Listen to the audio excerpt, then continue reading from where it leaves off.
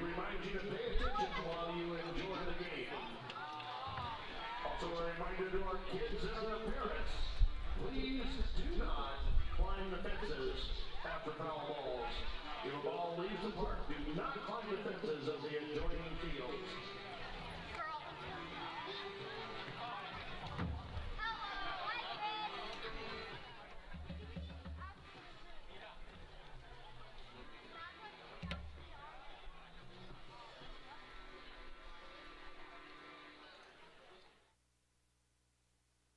This is Ridgefield Raptors baseball. The pregame show starts right now.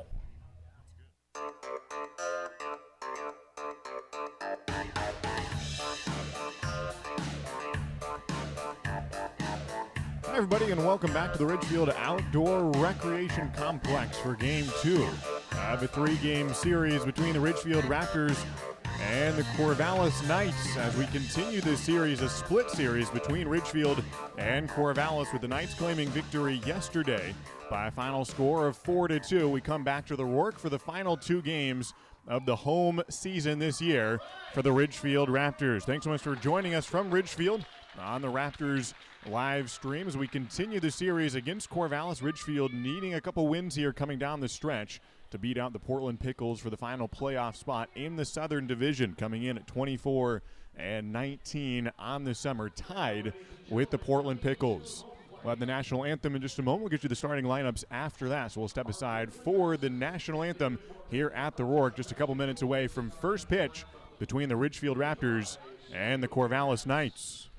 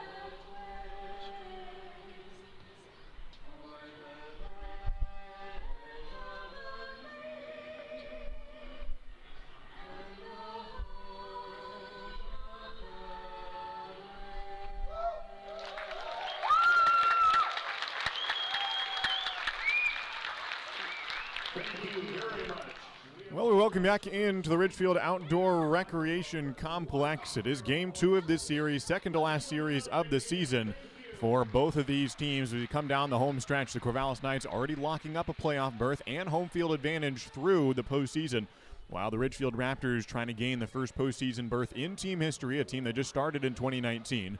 And trying to garner that berth, but they are tied with the Portland Pickles and would need one win against Corvallis in these final 2 games to get the tiebreaker over the Portland Pickles. Here are the starting lineups tonight. First for the visiting Corvallis Knights, as written down by the skipper, Brooke Knight. Leading off for Corvallis and playing second base out of Oregon State, the incoming freshman just snapped a 19-game hit streak yesterday, Travis Bazana.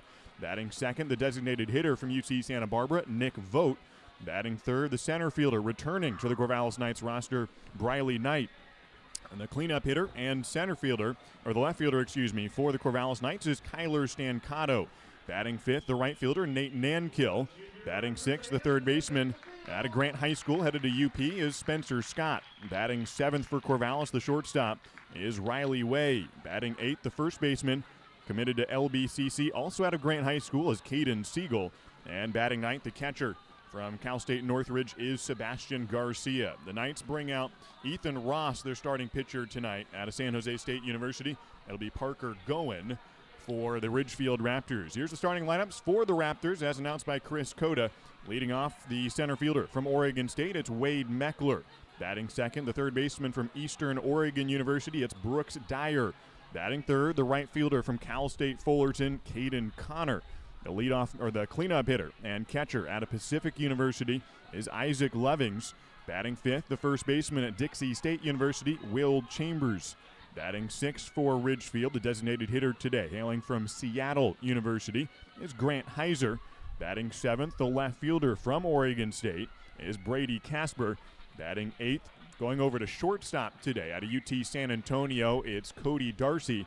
And batting ninth, the second baseman, getting his first start last night in Corvallis and his second start of the summer for Ridgefield tonight, it's Mikey Kane starting at second base. He started at short yesterday. There's your starting lineups for both of these squads as we are just about 60 seconds away from getting this ball game on the road. Here in Ridgefield, where games 2 and 3 will be played at this venue. Beautiful ballpark here in Ridgefield, built just 3 years ago.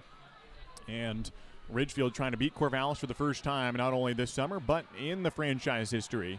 As they opened up in 2019, went 0-6 against Corvallis that year and 0-4 so far, but just winning one of these final 2 games would be critical for the Ridgefield Raptors gaining the tiebreaker over the Portland Pickles if they go 1-1 here down the stretch. Travis Bazzana digs in, Parker going on the slab, and we're ready to go here from Ridgefield. Parker going the right-hander, first pitch, and it's lined into right center field, well hit. It'll get down and in between the outfielders and one-hop the wall on the first pitch of the game, and Travis Bazzana scoots into second for a leadoff double. After he snapped his 19-game hit streak yesterday, he wastes little time in starting a new one here. The first pitch of the ball game, and he takes it on one bounce to the right center wall, 360 feet to the power alley that direction. And Travis Bazzana is on second base after one pitch. Nick Vogt is the next batter with nobody out here in the top of the first inning. That's the second time this year that the very first pitch of a game has resulted in a double. Happened the season opener this year against Cowlitz. Travis Bazzana, the runner on second, nobody out. Nick Vogt is the batter as Parker Goen comes to the plate, high for ball one to Nick Vogt out of UC Santa Barbara from Woodland, California. As Corvallis won yesterday, a comeback win for them, 4-2 was the final score. Ridgefield holding a 2-0 lead in the third inning. Corvallis cut it in half the next inning and ultimately came back for the victory, scoring 3 runs in the 8th. As the next pitch also a ball to Nick Vogt, 2-0 the count. Just getting underway here in the first inning from Ridgefield. The Raptors' final 2 games here at this ballpark, save for a playoff berth, in which case Ridgefield would play here a week from today against Corvallis. The 2-0 pitch is inside for ball 3 to Nick Vogt, 3-0 the count from Parker Goen, the right-hander out of Pierce College. Originally from Maple Valley, Washington, went to Tahoma Senior High School. The 19-year-old checking in at 6'2", 210 pounds. Runner on second, nobody out, and the 3-0 pitch does find the zone for strike one, according to Jordan Shepard, our home plate umpire tonight. In the field is Andrew Mervin. So Corvallis coming in at 34-9 on the year. The second half record of 15-4. They've been solid all year long. 3-1 pitch is just above the belt for ball 4. And Nick Vogt draws a walk, 2 on and nobody out for the Corvallis Knights. Trying to threaten and score early here after taking a deficit yesterday and not holding a lead until their final time at the plate, scoring 3 runs in that 8th inning. And then held on in the top of the 9th to close it out and take the win last night in front of a sellout crowd at Goss Stadium. Runners on first and second, nobody down in the first inning. Runners going, a curveball is outside, Bazzana stealing third, and he got in there safely. The throw not in time from Lovings as Travis Bazzana steals on the first pitch of this at-bat to Briley Knight. And both runners advance 90 feet. Bazzana the first one to break on his lead from second and gets in with a swipe of third. Nick Vogt advances to second as well. And now with nobody out, runners on second and third. Briley Knight scores one foul down the left field line. And it's a 1-1 count to Briley, rejoining the Corvallis Knights after playing in the Cape Cod League earlier this summer. He's got nobody out and 2 runners in scoring position in the top of the first inning, with Parker Goen trying to work some magic here and get out of a jam. The 1-1 pitch to Briley Knight is high for ball 2. Briley, who started the series here against Ridgefield with a hitless ball game last night, although he had a home run in his return in a Knights uniform. Started out the summer with Corvallis. 2-1 pitch is a breaking ball on the outside edge for strike 2. Nobody out. Runners on second and third. 2 balls and 2 strikes in a scoreless ball game to Briley Knight, the starting center fielder today. Made a heck of a catch in left center field. Going to his left, he was the left fielder yesterday and robbed Caden Connor of an extra base hit. Now he's in center field here at the Rourke. Here's the 2-2 pitch to Briley Knight, an off speed that gets past the glove of Lovings to the backstop. Bazana races for the plate. He gets in safely on a pass ball, and the first run of the game has been to the Corvallis Knights. It's a 1-0 lead for Corvallis with still nobody out in the top of the first inning. A breaking ball that clipped off the glove of Isaac Lovings, and he gets to the backstop for a pass ball, and 1 run comes in. Nick Vogt advancing to third on the play, and Travis Bazana scores, something he did not do yesterday. After going hitless in the ball game, first time in the last 20 games he had not gotten a hit, and he doubles on the first pitch, comes around to score here in the top of the first. Payoff pitch to Briley Knight is roped into right field past the diving Will Chambers, and for a base hit for Briley Knight, it scores Nick Vogt. An RBI single for Briley Knight, and the Corvallis Knights are up 2-0 here in the first inning. Still nobody out for the Corvallis Knights, which did not score until the 4th inning yesterday and did not take the lead until the 8th, but did maintain the perfect record against Ridgefield. They are 10-0 against the Raptors all the time, including a 4-0 mark on this summer. Nobody out, and the next batter for the Corvallis Knights is Kyler Stancato. First pitch is high for ball 1. 1-0 the count from Parker Goen, the right-hander out of Pierce College. Has only made 2 relief appearances in the West Coast League play so far, of 1 inning each. He's faced 8 batters coming into this game, allowed 2 hits and 1 run, and just joined the team about 2 weeks ago. A ball outside from Parker Goen. It's 2-0 the count with nobody out, top of the first inning. 2 runs have already scored, and there's a runner on first in Briley Knight. Kyler Stancato, the batter, a .264 batting average on the year for the left-hand hitter out of Washington State, facing a right-hand pitcher. And Parker Goen. Out of the stretch comes Parker for the 2-0 count. And now he'll actually throw over to first to get Briley Knight back. Nobody out yet after a leadoff double for Travis Bazana. And then a walk for Nick Vogt. Both players stealing a base during the next at-bat. And then a pass ball that scored Bazana and the RBI single for Briley Knight. Here's the 2-0 pitch, and Stancato sprays it foul down the left field side. 2-1 the count from Parker Goen. So Ridgefield is now 24-19 on the year after the close defeat yesterday. Luckily for Ridgefield, Portland also losing in comeback fashion to the Bend Elks yesterday, which trailed 9-8, but the Elks came back in the 7th inning and ended up winning that game 14-9. And so both Portland and Ridgefield lost yesterday to stay tied for the second and final playoff berth from the Southern Division. 2-1 pitch is high. The runner's going. The throw from Lovings is in time, and Briley Knight is tossed out at second for the first out of the top of the first inning. A caught stealing to record it out. And the top of the first continues here with Stancato now with nobody on base, 1 away. The Knights do have a 2-0 lead in the first inning. Stancato, who went hitless yesterday, 0 for 4. He has 1 hit against Ridgefield on the season and 14 at-bats. 3-1 pitch to Kyler, swung on and missed. And it's a full count now to the Washington State Cougar.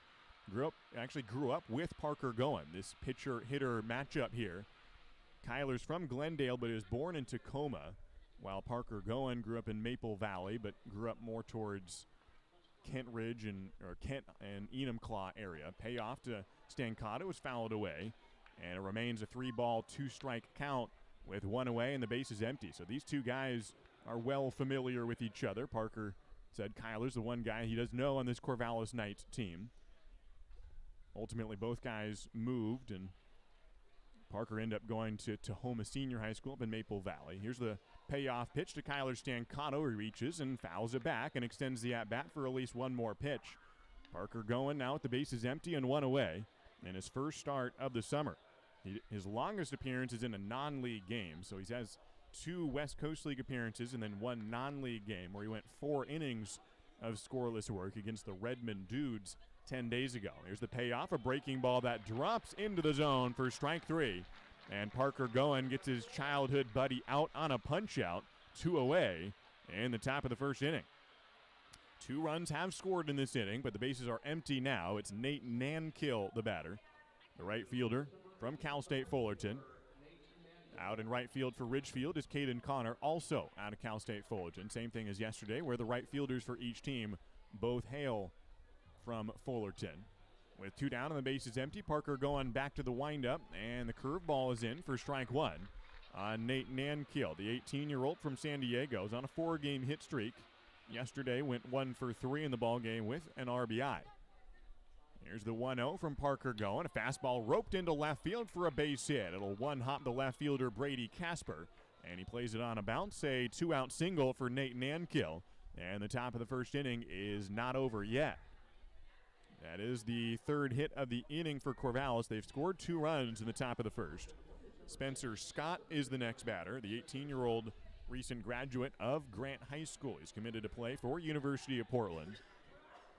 And playing up here in the area, not all that far from Portland, just over the border, go through Vancouver, and here you are in Ridgefield. Beautiful venue and fastest growing area in the state of Washington. So perfect spot for a new franchise. Just opened up in the West Coast League back in 2019. First pitch to Spencer Scott is a ball. Nankill the runner at first. 2 outs, 2 runs in for the Corvallis Knights in the top of the first. Out of the stretch comes Parker going, and the 1-0 pitch is again roped into left field. It'll also go on 1 bounce to Brady Casper, 2 straight singles to left field. And now the Knights are cooking again in the top of the first with 2 runs in and now 2 runners on. Nankill goes to second base and holds there. Spencer Scott into first on his 2-out base hit. And the 7th batter of the inning will come to the plate in the form of Riley Way. Out of Lewis Clark State, grew up not far from the campus of Lewis Clark State in Lewiston, Idaho. The NAIA program. Runners on first and second, 2 down. Riley Way watches an off-speed for a strike from Parker going. 0-1 the count. If Parker can strand a couple here and keep it to a 2-run margin, Ridgefield will still be playable. Still 9 innings of offense to go for Ridgefield, a team that does lead the league in most offensive categories. 0-1 pitches hit off the hands behind home plate for strike 2. No balls and 2 strikes to Riley Way with 2 down. Riley Way is a .232 hitter on the summer, including a 4 for 12 mark when playing the Ridgefield Raptors this summer. 2 outs, 2 on, an 0-2 count from Parker going. Out of the stretch, looking back at second, now looks back at the plate, and the 0-2 pitch is hit again to left field. This one will bring Brady Casper back towards the track, and he reaches out to make the grab and pushes up against the wall after making the catch in deep left field. 2 runs come in on the inning for the Corvallis Knights on 3 hits, no errors, and 2 left on. After a half inning, it's the Corvallis Knights 2 and the Ridgefield Raptors coming up. A lot has changed in Clark County since C-Tran began service in 1981. We've changed with it. 30 bus routes, 2 bus rapid transit projects, and millions of rides later, C-Tran has grown into an award-winning transit system serving Clark County, including the city limits of Ridgefield. Please join C-Tran in celebrating an amazing 40 years serving you, our community, with activities happening in 2021. Look for details at c-tran.com, and thank you for 40 great years. Ridgefield Main Street thanks you for supporting the Raptors and downtown, the heart of Ridgefield. Spend the moolah you win at the game at downtown shops and restaurants. Upcoming events include Main Street Day, C-Tran Shuttle Downtown Tailgate, and the Friday Night Flicks Outdoor Film Series. We are a nonprofit organization dedicated to preserving the cultural heritage of downtown Ridgefield while advocating for its future. More information at ridgefieldmainstreet.com and find us on Facebook at Ridgefield Main Street. We'll see you downtown. And go Raptors!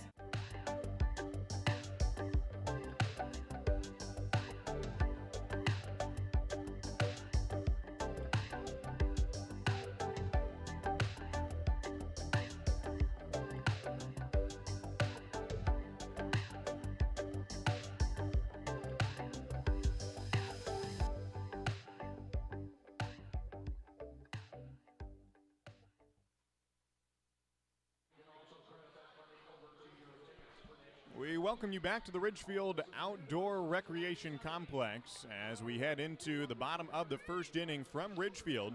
It's the Corvallis Knights jumping out ahead early in this ball game. The Knights scoring 2 runs in the top of the first inning, and Ridgefield will come up trailing 2-0 to the Corvallis Knights. On the mound today for the Knights is a left-hander out of El Centro, California, at San Jose State University, a 20-year-old by the name of Ethan Ross. Really solid pitcher, 6'2", 190, spent 2 years at Washington State University.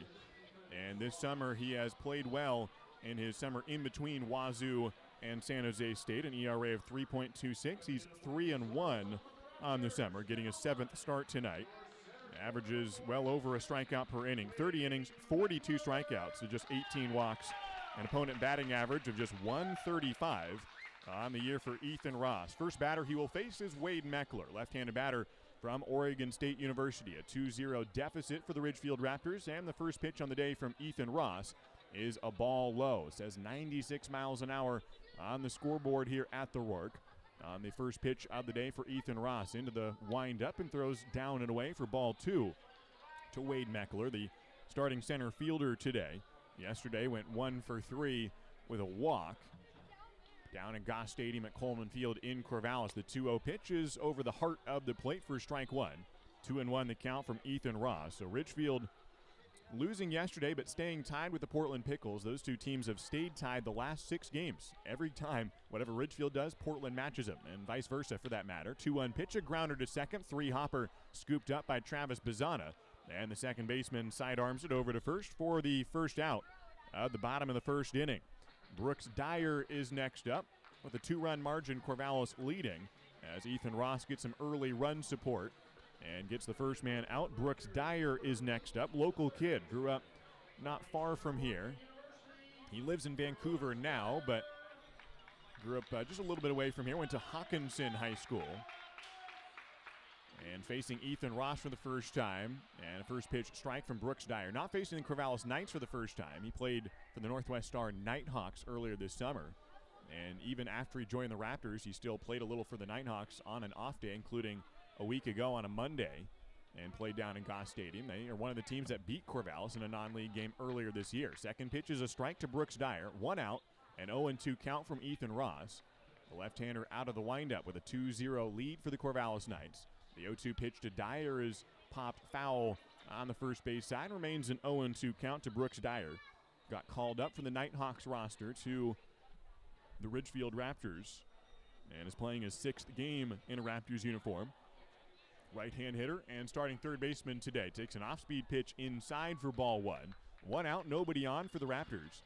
In the home maroon-red uniforms today, Corvallis in the lighter-colored Knights road uniforms with the red caps. Ground ball on the 0-2 pitch behind second base. Riley Way, the shortstop, fielding and airmailing the throw over the first baseman. It goes over Siegel into the netting. Brooks Dyer will stay at first. It'll be ruled a hit, as I think he would have beaten that one out even if the throw is in time. And no advancement on the play, so a base hit for Brooks Dyer. His first hit as a Raptor.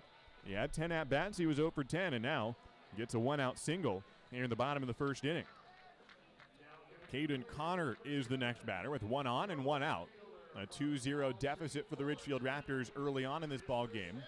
We have played one game in this ballpark between these two teams about a month ago on 4th of July. The final score was 2-0 Corvallis. Right now in the first inning, it's 2-0 Corvallis. Runner on first, 1 out. Ethan Ross facing Caden, who chases a pitch inside and goes around on a pitch he hesitates on about halfway through the swing and regrets it. It was, well, inside, but does go around. Strike 1 on Caden Connor. An even .300 batting average on the season for Caden out of Cal State Fullerton. A solid 57 hits on 190 at-bats, tying the single-season record from 2019 in Ridgefield's first year. As a ball high from Ethan Ross, 1-1 the count, 1 away. Runner on first here in the bottom of the first inning. A 2-0 score with Corvallis on top. So Ridgefield had a high of 57 hits as the first single-season record by Michael Hicks in 2019. That's already been broken this year. Caden Connor grounds one to short. Riley Way underhands to second. The turn from Bazana is not in time to get Caden Connor. And the inning continues, a fielder's choice 4-6. And Connor is safe at first base. Brooks Dyer retired at second. 2 down, runner on first. In the bottom half of the first inning today, 2-0 score, Corvallis on top. And Will Chambers is, Isaac Lovings is up next. Will Chambers will be on deck. Lovings is the catcher today. His 6th game played, joined the team about the same time as Brooks Dyer, and both of them playing their 6th games of the season. Runner on first for Isaac Lovings, plays for Pacific University in Forest Grove, Oregon, has 2 outs and a runner on first, and chases the initial offering from Ethan Ross and gets a piece of it for a foul ball.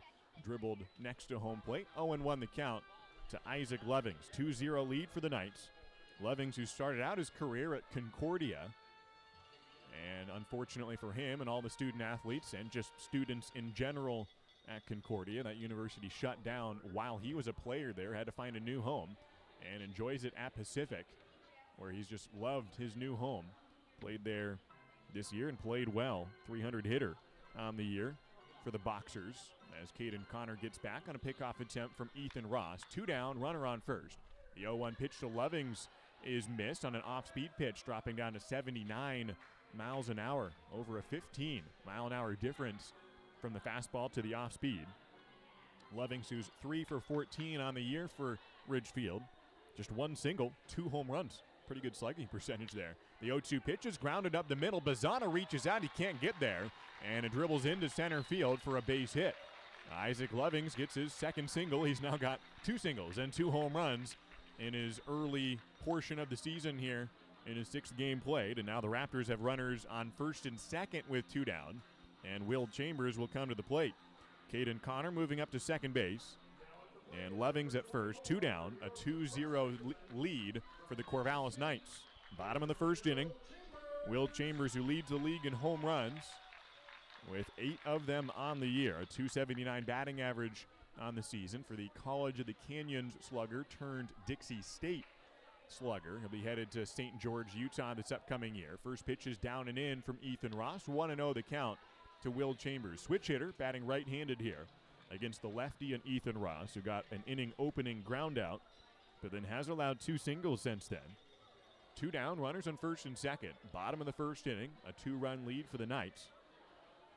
Will Chambers with 9 doubles on the year as well. Takes again, this and also low for ball 2 to Will Chambers. Had a long career to get where he's at now. Thought he might be drafted out of high school. He's 21 years old now, but thought he might be drafted out of high school. He's from Valverde. 6 days before the draft, suffered a serious knee injury, needed a total knee reconstruction, and went to the college route after being undrafted. Takes another ball low, 3-0 the count. Went to UC Santa Barbara at first, didn't work out for him. Ended up suffering another knee injury, had knee reconstruction surgeries in both knees. Went on to College of the Canyons, had 2 seasons canceled for COVID, and this summer has worked out well, has been one of the better hitters at times this summer. The 3-0 pitch is a ball to Will Chambers, and the bases are loaded. 2 outs, first inning, and all of a sudden Ridgefield has the tying run on second base. 1 base hit away from Grant Heiser to tie the game, or 1 out away from Ethan Ross from going a dramatic but scoreless first inning. It's 2-0, Corvallis on top. Grant Heiser, the batter, out of Seattle University. He's from Camas, Washington. As the base is juiced, an off-speed pitch high for ball 1. 2 down, Ethan Ross allowing his first walk of the day. Isaac Lovings into second base. Caden Connor, the runner from third. 2 down, Grant Heiser, a .213 average on the year, 4 doubles, and 8 RBIs on the summer for Grant. The 1-0 pitch is at the knees for strike 1 from Ethan Ross. 1-1 the count. That one triggered 97 miles an hour on the scoreboard. On deck is Brady Casper. Grant Heiser, who went 0 for 3 yesterday, did have a walk. Had 1 ground out that Riley Way made a heck of a throw to rob him of a base hit on. 1-1 pitch is just inside. Ball 2 from Ethan Ross. Bases loaded for Ridgefield, who have done well to make a quick comeback here after allowing 2 runs in the top of the first, but it could be all for naught if Grant Heiser can't get him home. But nonetheless, an encouraging sign to get some base runners. Slicing fly ball down the right field line. It goes foul just a few yards to the right of the right field line. By the time it landed, it was a good 3-4 yards, if not more, to the right of the line. But off the bat, it looked like it may have been, tantalizingly, getting down for a base hit that would have scored 2, if not 3. And would have tied the game at least. Now it's 2 balls and 2 strikes, 2 outs. 2-0 lead for the Corvallis Knights, but the Raptors threatening with the bases loaded. Here comes Ethan Ross from the stretch. Another foul ball from Grant Heiser to keep the count at 2-2. Heiser, the designated hitter today, the paper maker from Camas High School, facing Ethan Ross with the bases juiced in the bottom of the first inning. 2 balls and 2 strikes. Ethan Ross out of the stretch. It swung on and again looped down the right field line. Well hit, and it will again get foul just over the wall along the right field side. And another foul ball on a 2-2 pitch for Grant Heiser. All 3 runners were on their horses there. Will Chambers all the way around second base by the time that ball got down. Will Chambers, the runner at first, he walked. Isaac Lovings, the runner at second, he singled.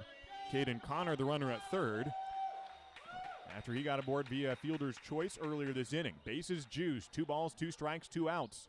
Here comes Ethan Ross, off speed outside. It's ball 3, and now it's 2 outs, bases loaded. Had the same situation yesterday when Corvallis was at the plate at their own ballpark. Bases loaded, 2 outs, and the 8th inning got a walk to tie the game. Ridgefield would take a walk here. Ethan Ross with a full count, a 2-0 deficit for the Raptors. Out of the stretch, it swung on and hit foul, again over the right field side as Heiser swinging a little bit late and under it, but staying alive on another pitch, registering 97 on the scoreboard. Bases remain loaded for Ridgefield after 2 singles and a walk this inning. Grant Heiser, the batter. .213 batting average. Here's the pitch. Swung on, ground ball to short. Riley Way attacking it. The shortstop throws a little bit wide of first, but caught by Siegel. And the inning is over. After 2 hits and a walk, Ridgefield does go scoreless in the bottom of the first inning. And we head into the second with the Corvallis Knights 2 and the Ridgefield Raptors 0. This is WSU Vancouver, Southwest Washington's only 4-year research university. Whether in person or via distance delivery, WSU Vancouver offers high-quality education and an employer-respected degree. You'll get a small school feel and the kind of place where you know you matter. Here, you'll get personalized education that brings out the best in you and inspires you to achieve your highest goals. Now, what are you waiting for? Apply today. The Ridgefield Raptors are thrilled to reunite with fans and enjoy summer baseball again. Join us for America's favorite pastime. The Raptors are following state guidelines for spectator events and ask for your patience as we prepare for exciting West Coast League play. Please be courteous to our staff, fans, and players as we celebrate the return of your Ridgefield Raptors this summer. Let's make it a great season at the Rourke. Get your tickets now at ridgefieldraptors.com. Go Raptors!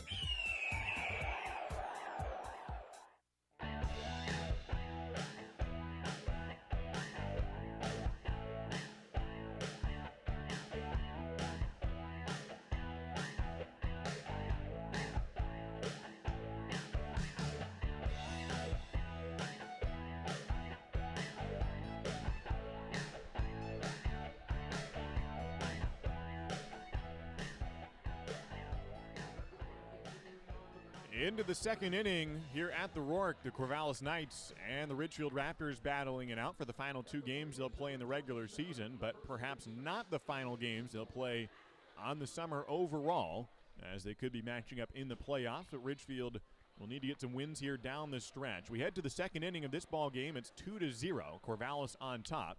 Parker going back to the mound for Ridgefield after allowing 2 runs in the top of the first inning.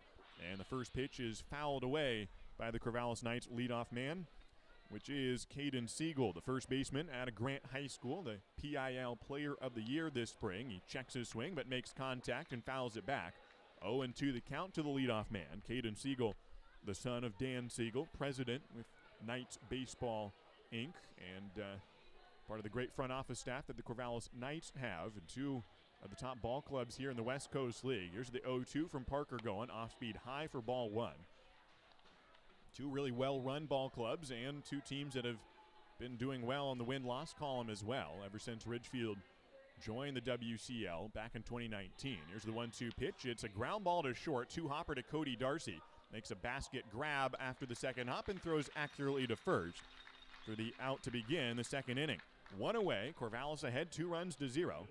And the next batter is Sebastian Garcia, the catcher from Pico Rivera, California, a 20-year-old at Cal State Northridge.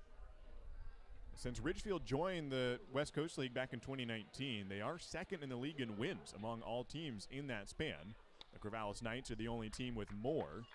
Corvallis, a team that, with the win yesterday, secured a streak that is just boggles the mind. As the first pitch is a strike to Sebastian Garcia with one away. An off-speed in there for strike two, and Parker Goen gets ahead of both hitters. No balls and two strikes with one out to Sebastian Garcia.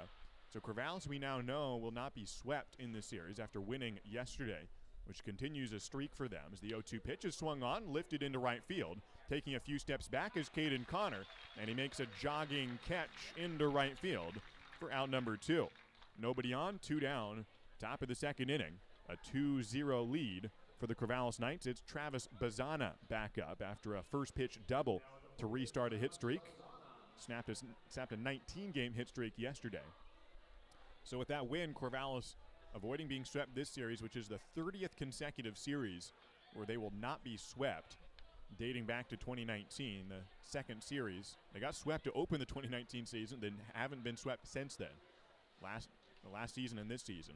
First pitch is a strike to Bazana with two away, and the second pitch in there, 1-1 the count. Base is empty, a 2-0 lead for the Corvallis Knights. Parker Goen out of the windup, and the right-hander from Pierce College throws a fastball low for ball two to Travis Bazana. Had a first pitch double to right center field to open this ball game, scored the first run. Corvallis put up 2 runs in that first inning.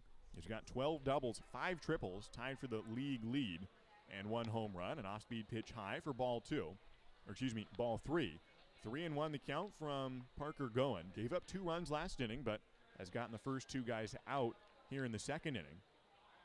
2 down. Here's the 3-1 from Parker Goen, and it drops low for ball 4, and Travis Bazana draws a 2-out walk. It'll bring up Nick Vogt to continue the second inning.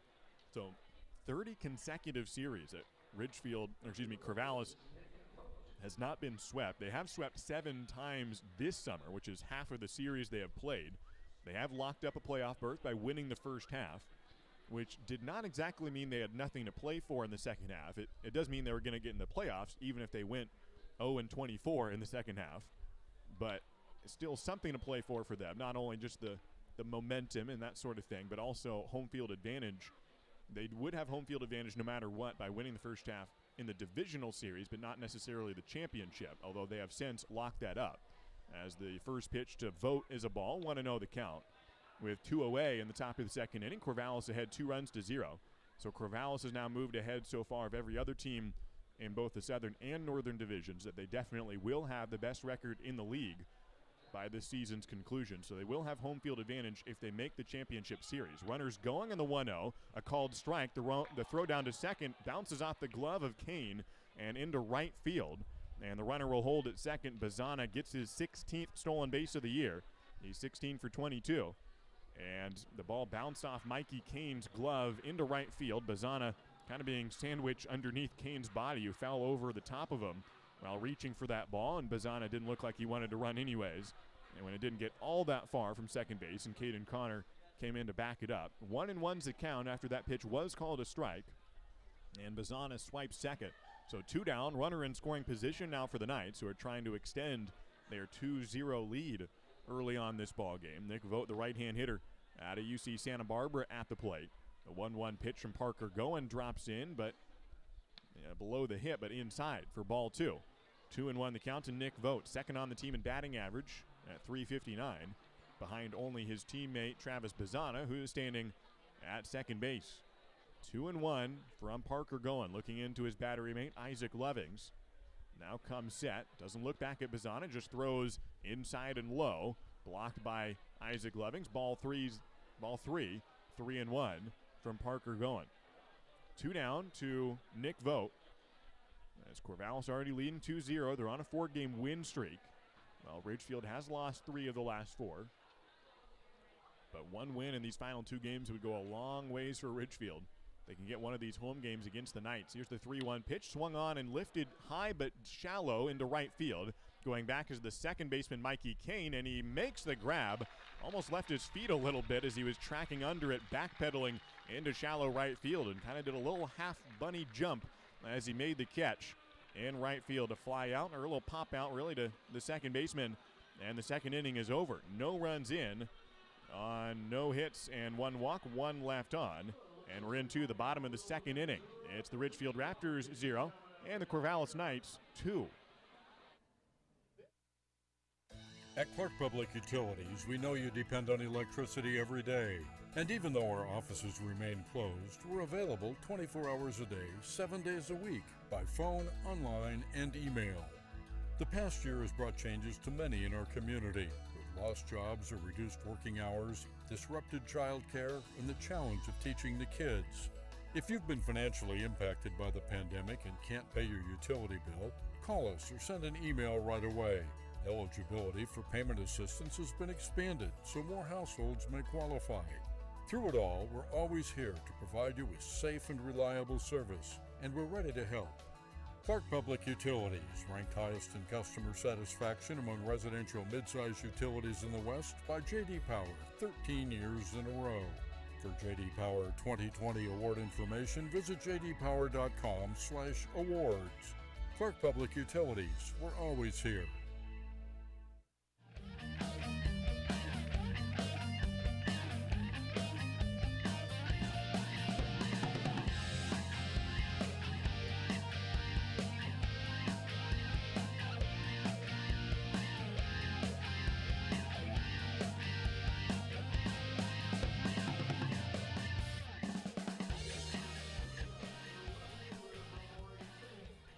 We begin the bottom of the second inning with Ethan Ross and Brady Casper matching up. And Brady Casper takes a big swing and a miss on the first offering. It's a 2-0 score with the Corvallis Knights ahead in this ballgame, scoring 2 runs in the top of the first inning. And the Knights have stayed on to that 2-0 lead. Brady Casper takes a pitch just barely at the knees, and Jordan Shepard calls it strike 2. 0-2 the count to Brady Casper, an outfielder / utility player. He's played some infield this season for Ridgefield, but out of Oregon State University. A breaking ball high for ball 1 from Ethan Ross, who had a interesting but scoreless first inning. Loaded the bases and had 3 balls to the next man, but got out of it with a ground ball on a payoff pitch to Grant Heiser, and so stranded the bases loaded and no runs in the first. And now still has a 2-0 lead in the second inning. Misses on the next pitch. It's 2-2 to Brady Casper, left-hand hitter, and left-hand pitcher Ethan Ross, who misses down and away. And it's a full count to Brady Casper. Didn't start yesterday, but came in as a pinch hitter in the 9th inning and blooped a double down the left field line at Goss Stadium. Takes a big swing and a pitch upstairs and does not find it. Strike 3 on Brady Casper, 1 down to open up the second inning. Cody Darcy is up next. The shortstop, just graduating from Xavier University, and a grad transfer to UT San Antonio, committed partway through this summer. One of a handful of players for Ridgefield, where they didn't know where they're going to play college ball this upcoming year, and now they do. Darcy swings and misses the first pitch from Ethan Ross. And 0-1's the count with 1 away. A 2-0 lead for the Corvallis Knights, bottom of the second inning. Cody Darcy, the right-hand hitter, originally from Enumclaw, Washington, swings out ahead of the off-speed. It's 0-2 the count to Cody, with the bases empty here in the second inning. Ridgefield has stayed tied with Portland the last 6 games. Both the Pickles and the Raptors have gone win, loss, win, loss in the last 6 games. A liner from Darcy on the 0-2 pitch, and it's right at Travis Bazzana, who just reaches the glove up, snags it, and calmly throws it away for out number 2. And 2 down with nobody on for Mikey Kane, getting his first at-bat of the day. 2-0 the lead for the Corvallis Knights on 4 hits to Ridgefield's 2 so far in the day. Mikey Kane, who went 1 for 3, got his first base hit as a Raptor. His first start for Ridgefield. Just came up from Southern California. First pitch to Kane, swung on and didn't get it. 0-1 the count from Ethan Ross. Kane, the brother of Doyle Kane, who joined him. They're both College of the Canyons infielders. And after playing in the Kansas Collegiate Summer League, came over to finish out their summer, and in the West Coast League took a flight from Burbank up on last Friday and played that Friday night. Mikey Kane takes a ball outside. 1-1's the count from Ethan Ross. Then an off-speed pitch popped up on the right side of the infield in foul territory. Siegel coming over, and the first baseman gets under it and makes the catch for out number 3. 3 up, 3 down for Ethan Ross and the Corvallis Knights in the second inning. And it's still a score of Corvallis 2 and Ridgefield 0 into the third inning. Warmer weather is here, and what better way to enjoy a summer day than with a trip to the ballpark to watch exciting Ridgefield Raptors baseball. Don't miss the action on the diamond as the Ridgefield Raptors battle other Western League rivals for the championship. This safe outdoor event is a perfect outing for you and your friends. Peace Health is a proud sponsor of the Ridgefield Raptors, with a team of medical experts on deck to provide your family the care you need. Treat your family to an exciting night at the ballpark and make it part of your healthy, active summer. Peace Health and Ridgefield Raptors baseball, a great double play. The Ridgefield Raptors are thrilled to reunite with fans and enjoy summer baseball again. Join us for America's favorite pastime. The Raptors are following state guidelines for spectator events and ask for your patience as we prepare for exciting West Coast League play. Please be courteous to our staff, fans, and players as we celebrate the return of your Ridgefield Raptors this summer. Let's make it a great season at the Rourke. Get your tickets now at ridgefieldraptors.com. Go Raptors!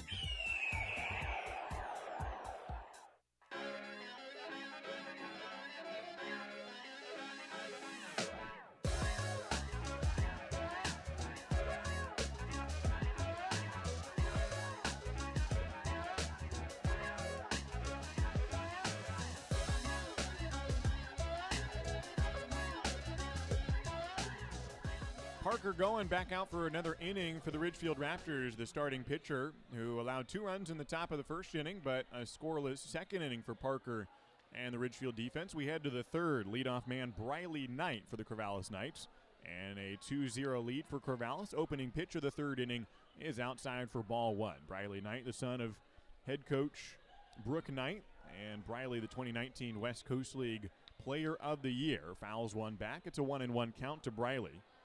Played in the Cape Cod League in the middle of the year. Spent 5 games in Corvallis in June. They went to the Cape, then came back August 3rd, and 2 days later, he made his return in the Knights roster, hit a home run that game, but then went hitless the next day against Ridgefield. That was yesterday.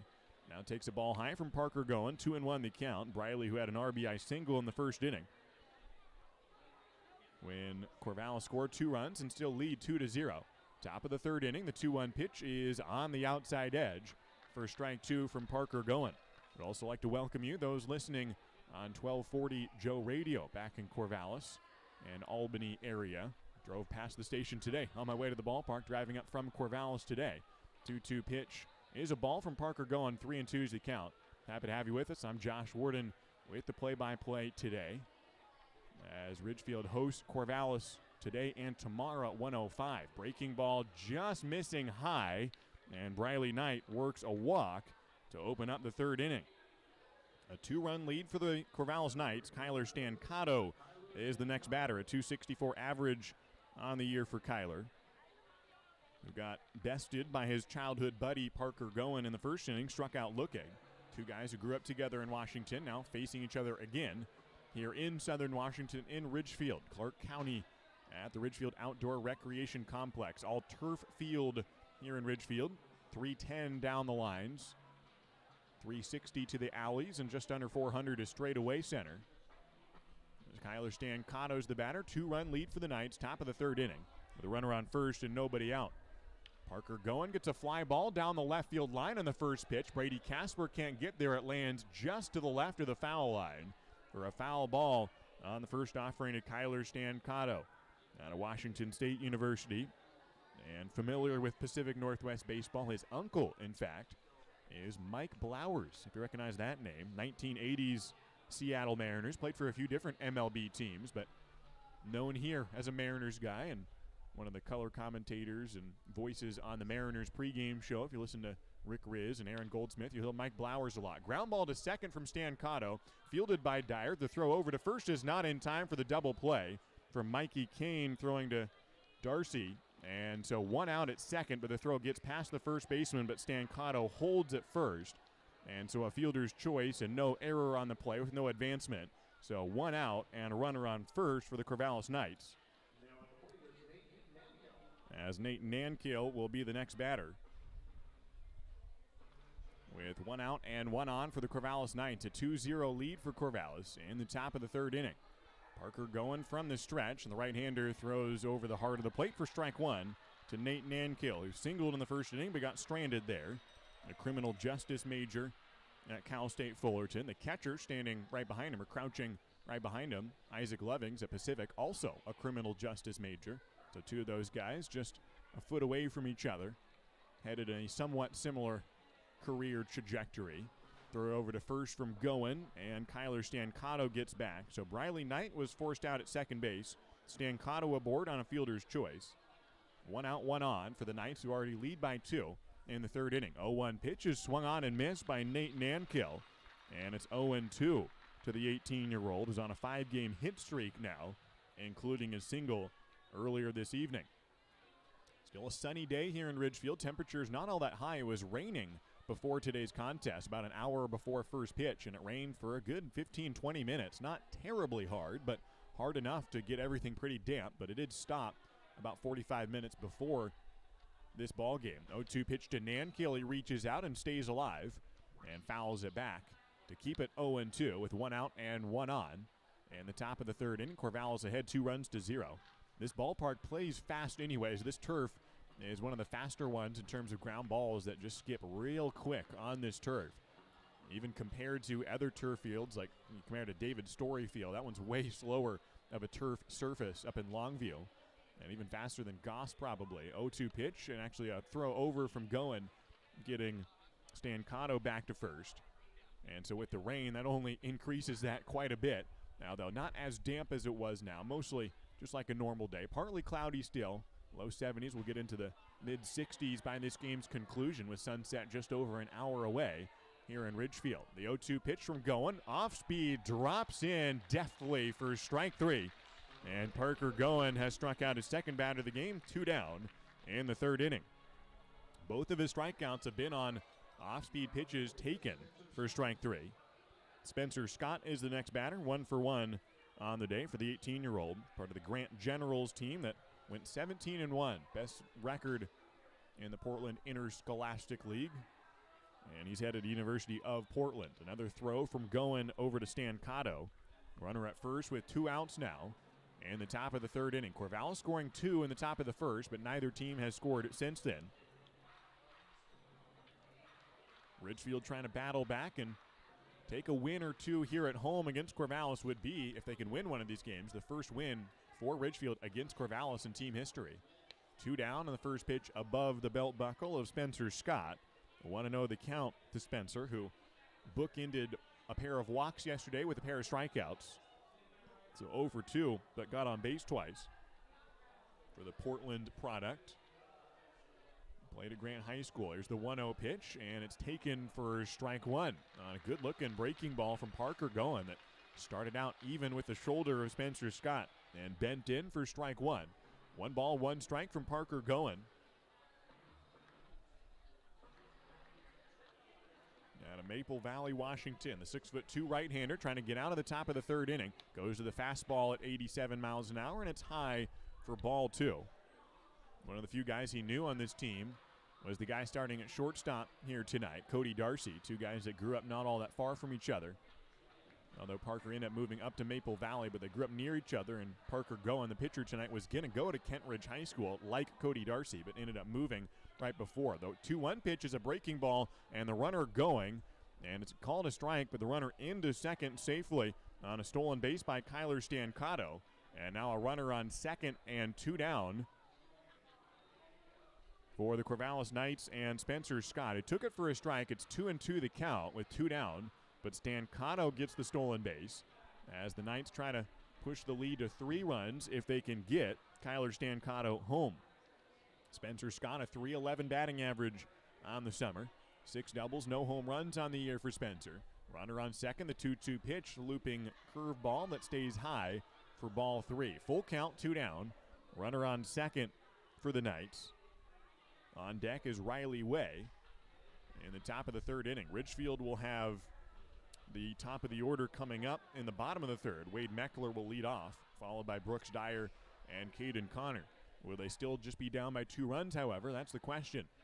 Here's the payoff from Parker Goen. It is a check swing, and it drifts outside the zone. Just missed off the plate for ball 4. And Spencer Scott takes up first base. Holding at second is Kyler Stancato. And Riley Way is the next batter. 2 down, runners on first and second. in the top of the third inning. It's Corvallis 2 and Ridgefield 0. Riley Way, the batter, yesterday going 1 for 2 with a walk down at Goss Stadium at Coleman Field, as the Corvallis Knights open the series with a victory on fireworks night. A ball high from Parker going, 1-0 the count. 2 fireworks nights for Corvallis this summer, and both of them coincidentally happen to be games against the Ridgefield Raptors, and both of them were dramatic victories for the host team. Corvallis celebrating a walk-off win back on the 3rd of July against Ridgefield, and then had a comeback win, 3 runs in their final time at the plate to win last night. A high fly ball out of play off the bat of Riley Way, and it's 1-1 the count from Parker going with 2 outs in the third inning. And runners on first and second for the Knights, who already lead by 2 runs. Riley Way's the batter. On deck is Caden Siegel. Way, who flew out to left field to end the first inning with runners in first and second, and again has runners in first and second, 2 down. And a pitch high from going, ball 2. 2-1 the count from Parker, with 2 down in the third.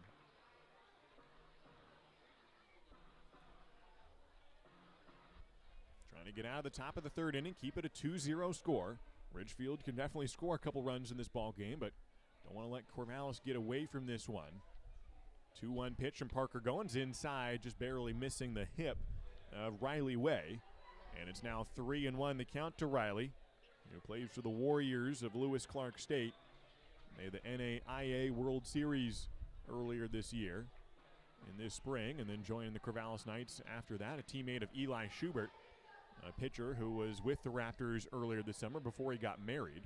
Here's the 3-1 pitch from Goin with the runners going, and it's a foul in back of home plate off the bat of Riley Way, and the runners will return to first and second with 2 down. It's a full count now to Riley Way, with both runners stealing from first and second, and Way swinging, fouling it back. Full count, 2 outs, runners in first and second, top of the third inning, a 2-0 lead for the Corvallis Knights.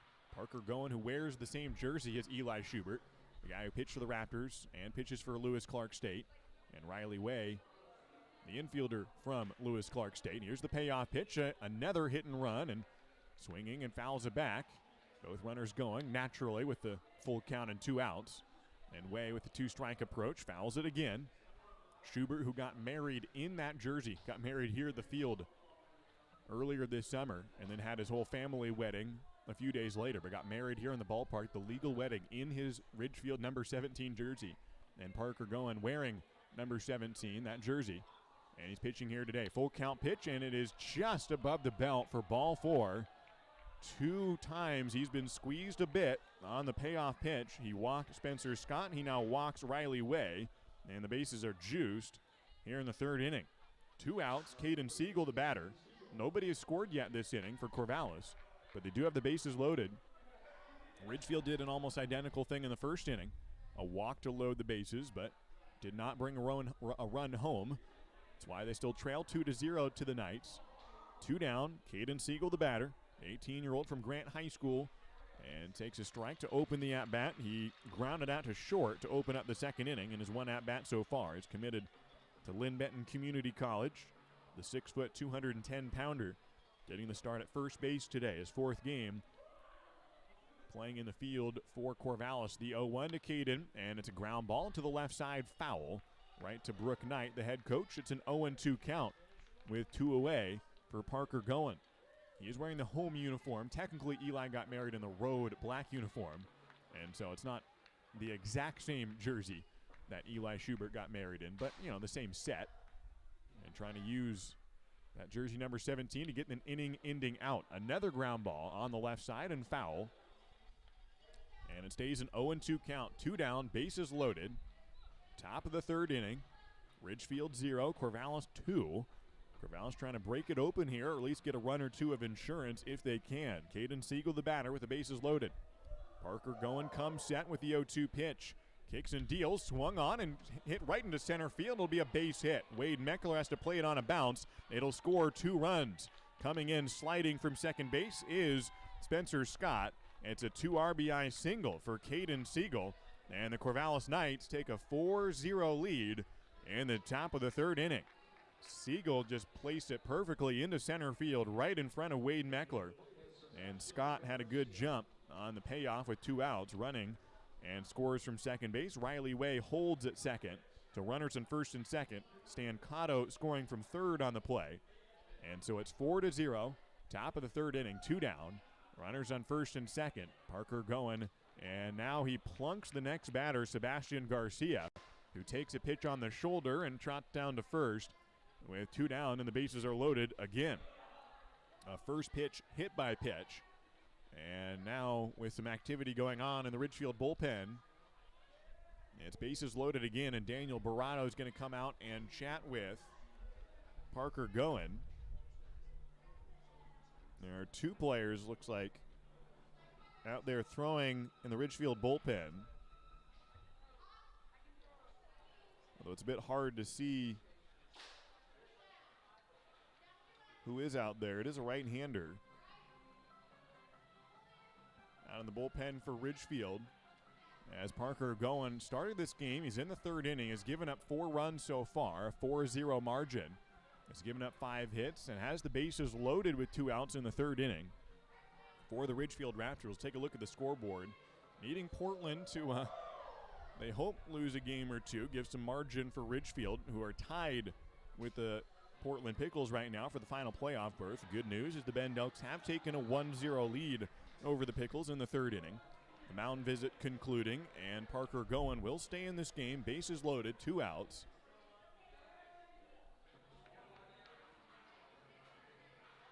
And the next batter will be Travis Bazana, who has a double and a walk today. Leading hitter in the West Coast League with a .429 batting average. He's got the bases loaded, 2 outs. Top of the third inning. Parker Goen facing him for a third time today and throws outside for ball 1. Bazana, who did not play the entire game yesterday. He was the spot in the lineup where, with the bases loaded and 2 outs in the 8th inning, he would have been, or the 7th inning, would have been up in that situation, but it was Hoskins, Jake Hoskins, the batter, and he walked for the game-tying RBI. It was not a health issue for Bazana, just back in the lineup today and gets the start, and now takes again outside ball 2. 2-0 the count, 2 down, bases loaded, top of the third inning. Parker Goen hoping to limit the damage here and keep Ridgefield within arm's distance at 4-0, but another extra base hit would do a lot of damage here from the bat of Travis Bazana. 2-0 pitches above the belt, ball 3, and a 3-0 count to Travis Bazana. A first pitch double in the first inning, and then a walk in the second, getting his 3rd plate appearance already, and we're in the 3rd inning. 3 balls and no strikes to Travis Bazana. Waving the bat, the left-hand hitter takes in the dirt, ball 4, and an RBI walk for Travis Bazana. It ends up scoring Riley Way, and the Corvallis Knights now lead this ball game 5-0. And that's going to do it for Parker Goen as Chris Cota walks out of the dugout to take the ball from Goen. Tough start here. He pitched heartily, especially in the second inning, a scoreless frame there, but will exit with a 5-0 lead for the Corvallis Knights. The new pitcher for Ridgefield will be Jacob Freed, the right-hander out of Loyola Marymount University. He'll take his warm-up pitches with the bases loaded, 2 outs in the top of the third inning. We'll take a 90-second break and come back with Jacob Freed. The bases loaded in the third inning. It's Corvallis 5 and the Ridgefield Raptors 0. Baseball is back, and Peace Health is excited to once again sponsor the Ridgefield Raptors as they vie for the West Coast League title. Raptors games make a great family outing. Bring the whole crew to the ballpark to enjoy a safe, fun outdoor event featuring the thrills of Raptors baseball. As the largest health provider in Clark County, Peace Health is ready to step up to the plate and keep your family in the game, whether it's a routine appointment or specialty emergency care. Peace Health and the Ridgefield Raptors, 2 great teams. This is WSU Vancouver, Southwest Washington's only 4-year research university. Whether in person or via distance delivery, WSU Vancouver offers high-quality education and an employer-respected degree. You'll get a small school feel and the kind of place where you know you matter. Here, you'll get personalized education that brings out the best in you and inspires you to achieve your highest goals. Now, what are you waiting for? Apply today. The Ridgefield Raptors are back, where the entire family can watch top-level college baseball players live at the Rourke. Now, kids 12 and under get in free with a paid adult for all Sunday afternoon Raptors games. Enjoy local Southwest Washington baseball with the whole family this summer. Sunday games are at 105 and are presented by Peace Health and the Columbian. Come cheer on your Ridgefield Raptors all season long. Get your tickets now at ridgefieldraptors.com. Go Raptors!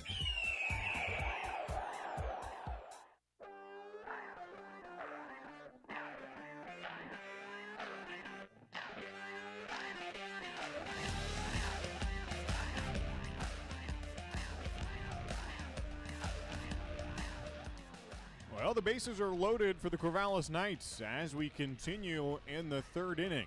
Jacob Freed enters the game in relief for the Raptors, who trail 5-0 in this contest. The batter will be Nick Vogt for Corvallis, already ahead 5-0, bases loaded, 2 down.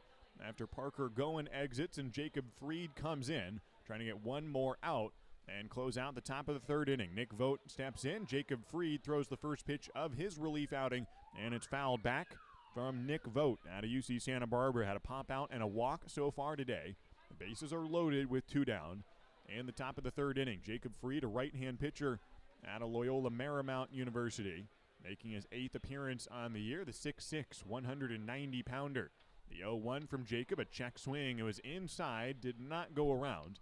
And it's a 1-1 count now for Nick Vogt, who's on an 8-game hit streak with a .359 batting average. Yesterday had the game-winning RBI. The bases loaded, 2 out. Ground ball that ended up going down for a single and scored the game-winning run. A called strike from Jacob Freed. 1-2 is the count to Nick Vogt with 2 down and the bases juiced. It's Caden Siegel, the runner from third, Sebastian Garcia at second, and Travis Bazana at first with 2 down. 1 ball and 2 strikes from Jacob Freed. A 5-0 advantage for the Corvallis Knights. Out of the stretch comes Jacob Freed. The 1-2 pitch is in the dirt, blocked by Lovings. And the runner from third, Siegel, takes a few steps down the line in case it got past Lovings, which it did not. And returns to third base. Bases loaded. 2-2 is the count from Jacob Freed. An ERA of an even 8 on the year. Small sample size, just 9 innings so far, but 2 straight appearances with no earned runs. 2-2 pitch, a ground ball to short. Cody Darcy moving over. The throw on to first is in time, and the inning is over. Jacob Freed comes in with the bases loaded, and no runs come in. A 6-3 ground out as the Knights do bat around the order in the third inning. They score 3 runs in the frame on 2 hits and 3 left on. We head to the bottom of the third inning. It's the Ridgefield Raptors 0 and the Corvallis Knights 5. Is proud to welcome everyone back to support our Ridgefield Raptors. Just in time for warm summer nights with family and friends, lounging on the lawn, or eating dogs in the stands. Feels good to be back. In business for over 70 years, Dick Hanna Dealerships is a local, family-owned business with locations in Vancouver, Kelso, and Portland. Choose from thousands of cars and 12 new car brands. Experience nice in the car business. Dick Hanna Dealerships. Believe in nice. Now play ball. Oh, I love family road trips. Wind in my ears, treats in my mouth, and peace of mind knowing Les Schwab did our tires, brakes, and alignment. Like Les Schwab, my family's safety is my first priority. Well, that and squeaky toys. Les Schwab Tires, proud to be ranked #1 in overall customer satisfaction for aftermarket tire replacement by J.D. Power 2 years in a row. For J.D. Power 2021 award information, visit jdpower.com/awards.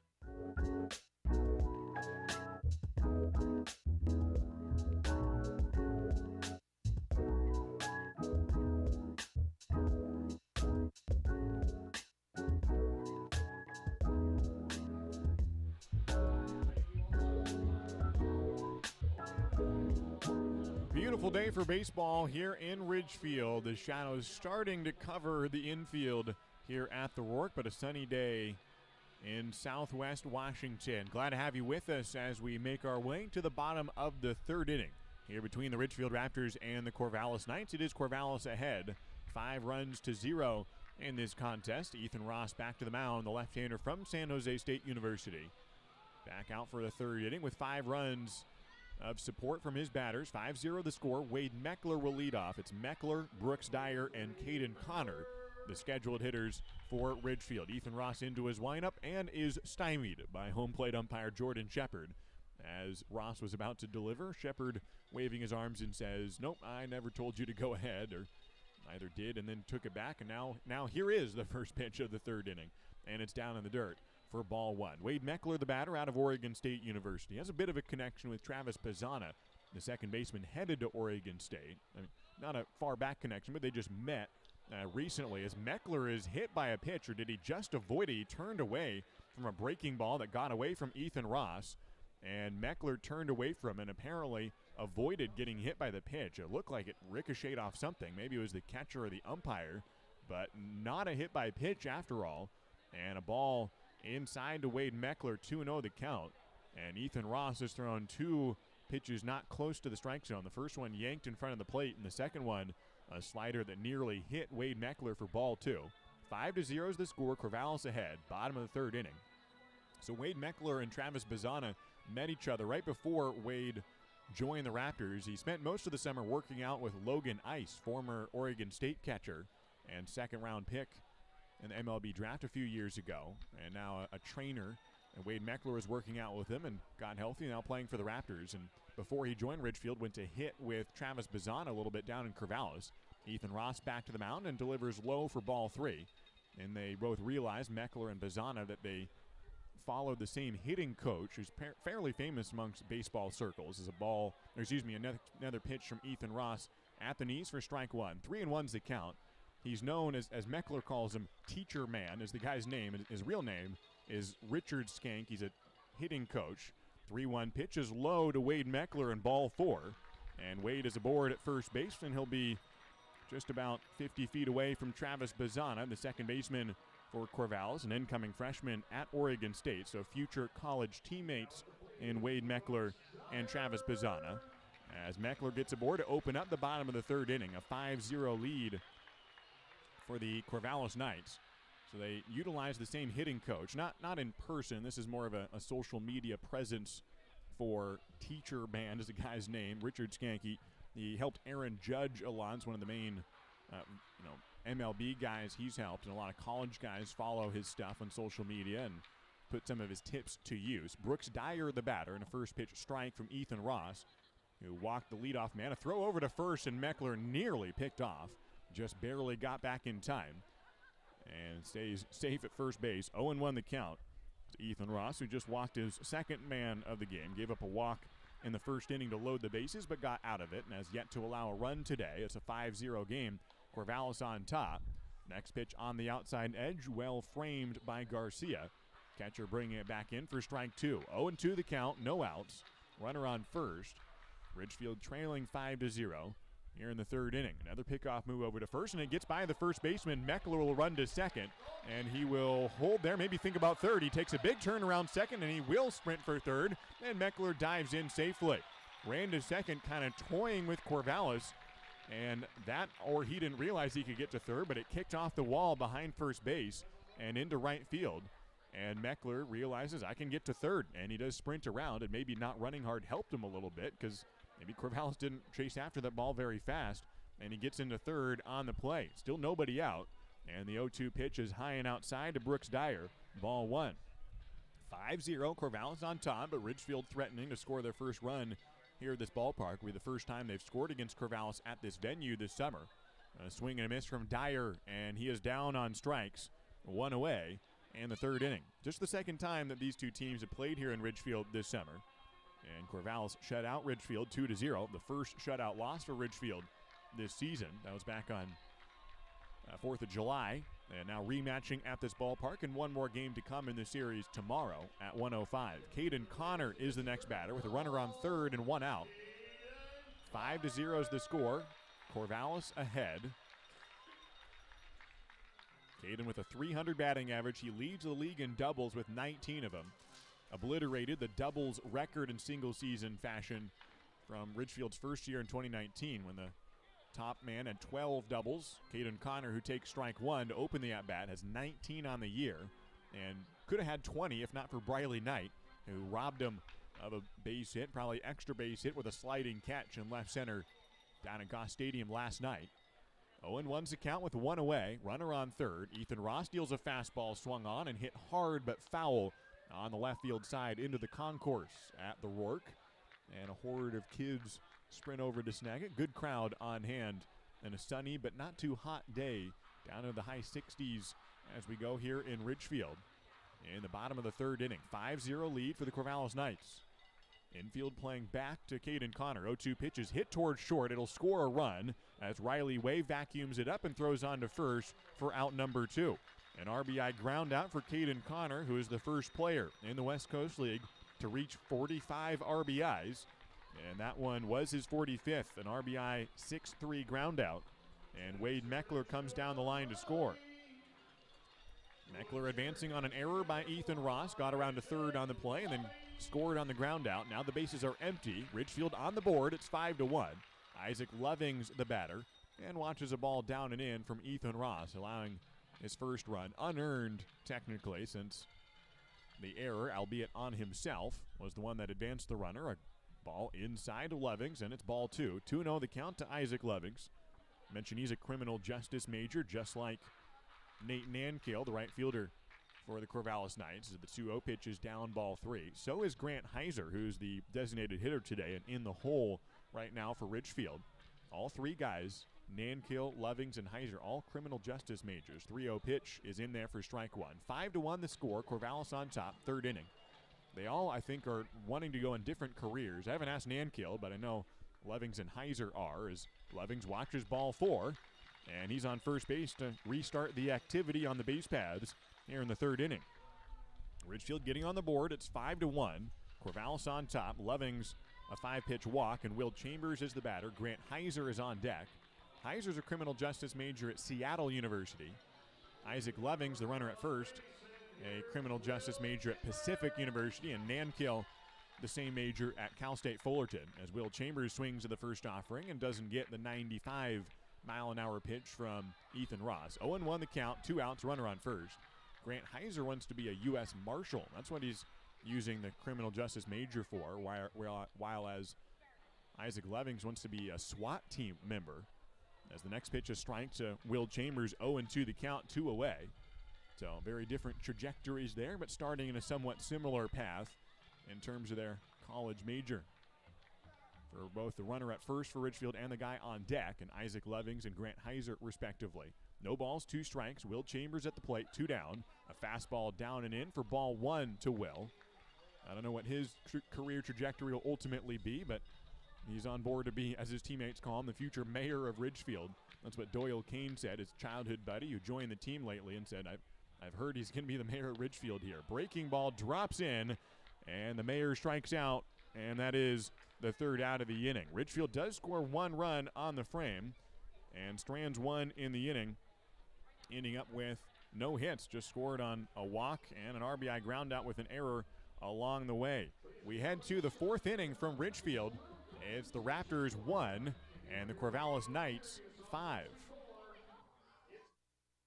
Found a giant spider in my bed.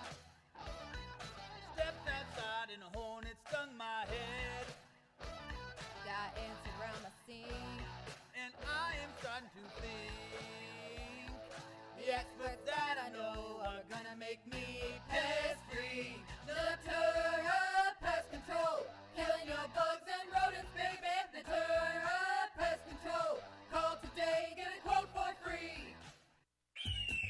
The Ridgefield Raptors are thrilled to reunite with fans and enjoy summer baseball again. Join us for America's favorite pastime. The Raptors are following state guidelines for spectator events and ask for your patience as we prepare for exciting West Coast League play. Please be courteous to our staff, fans, and players as we celebrate the return of your Ridgefield Raptors this summer. Let's make it a great season at the Rourke. Get your tickets now at ridgefieldraptors.com. Go Raptors!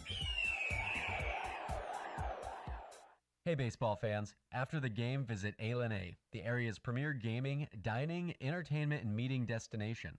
A&A is a proud supporter of the Ridgefield Raptors and the perfect place to meet up with friends after a Raptors win for dinner, drinks, and great times. Keep the fun and excitement going after the 9th inning and grab beers at Tom's Urban. Or enjoy a perfectly cooked porterhouse at Michael Jordan's Steakhouse. With 100,000 square feet of gaming space, 15 different restaurants, bars, and retail outlets to choose from, A has just what you need to turn your night at the ballgame into a night you won't forget. A, just off I-5 at exit 16, ILANIresort.com.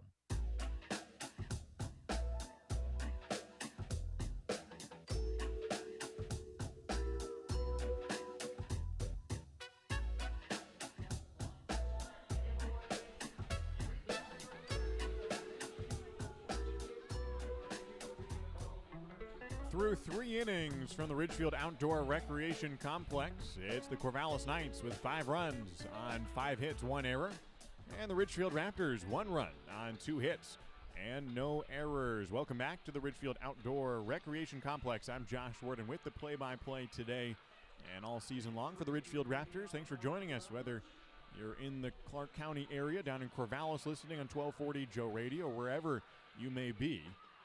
Thanks to TJ Mathewson back on the boards in Albany.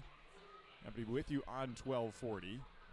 And a good season so far for Corvallis. They're 34-9, locking up a playoff berth. They'll play on the road to open the postseason August 14th. It could be here at this ballpark if Ridgefield can secure the wild card berth.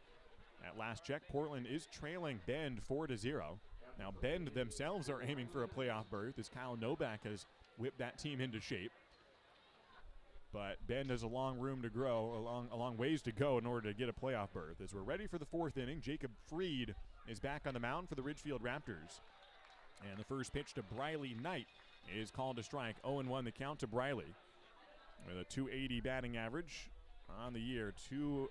1 for 1 on the day with a walk. An RBI single back in the first inning. Takes outside, ball 1. 5-1's the score. Corvallis on top.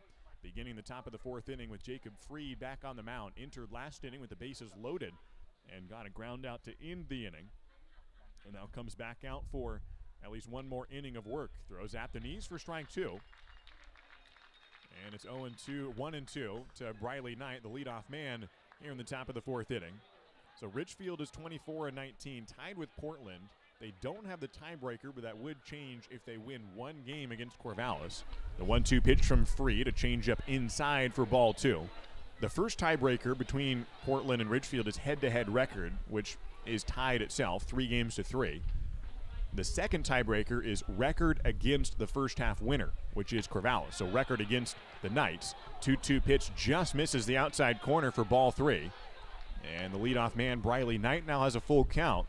A 5-1 lead for the Corvallis Knights, top of the 4th inning. Jacob Freed, the right-hander out of Loyola Marymount, into the windup for the payoff. And it's fouled back from Briley Knight, and it stays full. So that second tiebreaker is record against Corvallis, which the Portland Pickles went 1-5 against Corvallis this summer. They don't have any more games. Ridgefield is 0-4 right now. If they win one of the last 2, they would go 1-5, which is just fine because the third tiebreaker's in their favor. Here's the payoff from Freed, a changeup, check swing. It's high. Did he go around, though? No. And Briley Knight is able to jog down to first for a leadoff walk. He leads off the 3rd and 4th innings after Corvallis batted around the order in the 3rd, scoring 3 runs. And now Knight starts out this inning the same way he did last inning with a walk. 1 on, nobody out. Kyler Stancato, the batter. Last inning, after Knight walked, he hit into a fielder's choice, stayed at first, and ended up scoring the first of 3 runs for Corvallis that frame. 5-1's the score, top of the 4th. Jacob Freed out of the stretch now, and a fastball on the edge for strike 1 to Kyler Stancato. 0-1 the count. So that third tiebreaker is run differential against divisional opponents. I know, it's a bit specific, but that's what it is. Run differential just in games against divisional opponents. And Ridgefield is far and away the better team than the Portland Pickles. They're plus 26 in run differential. Portland is minus 22. So without a doubt, Ridgefield would win that tiebreaker as long as they don't lose this game by 40 runs or, along those lines.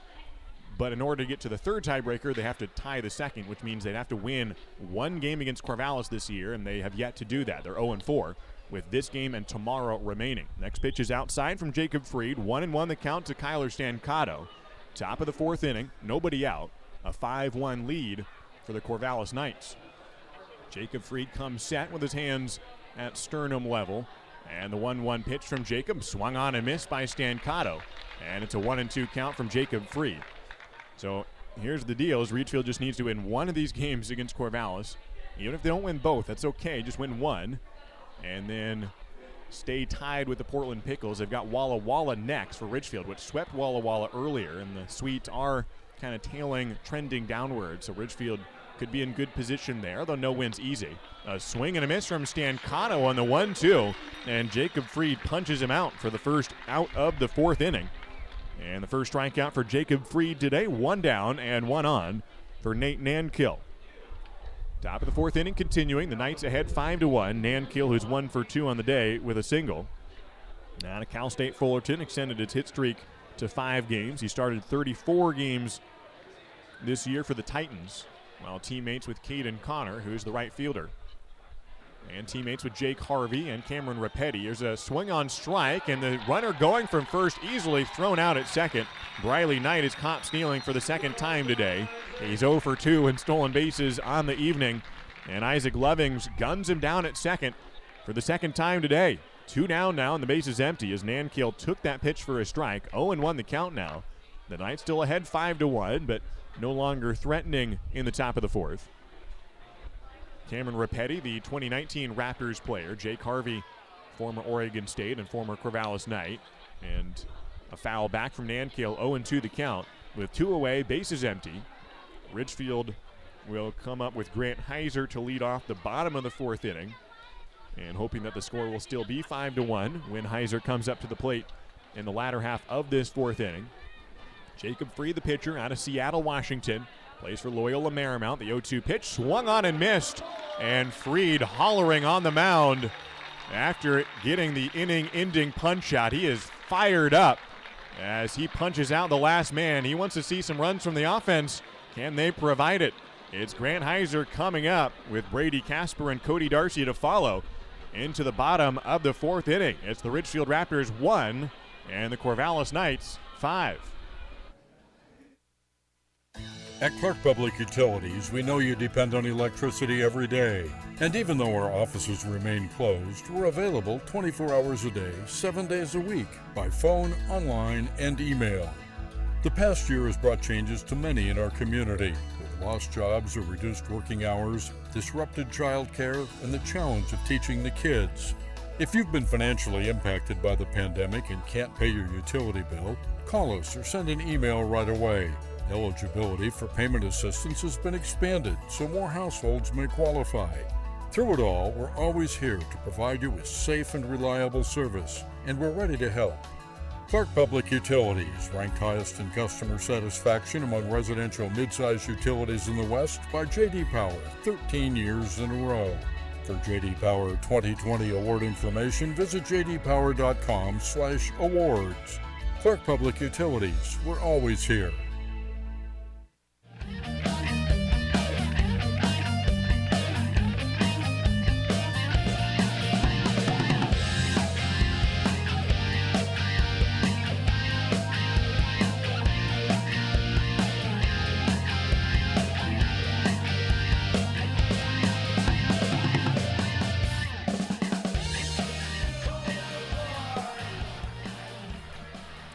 We head to the bottom of the fourth inning here at the Ridgefield Outdoor Recreation Complex with the Corvallis Knights leading this ballgame by 4 runs. We've got a new pitcher in the game for Corvallis.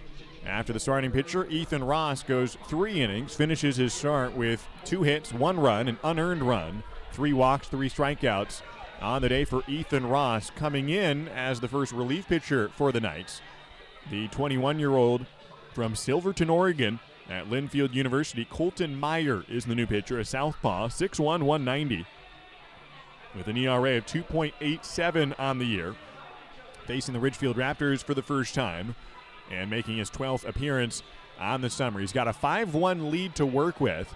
In the fourth inning, Grant Heiser is the batter, right-hand hitter out of Seattle University by way of Camas, Washington, a .213 batting average on the year for Grant Heiser. Bottom of the fourth inning opens up with Colton Meyer into the stretch and kicks for ball 1.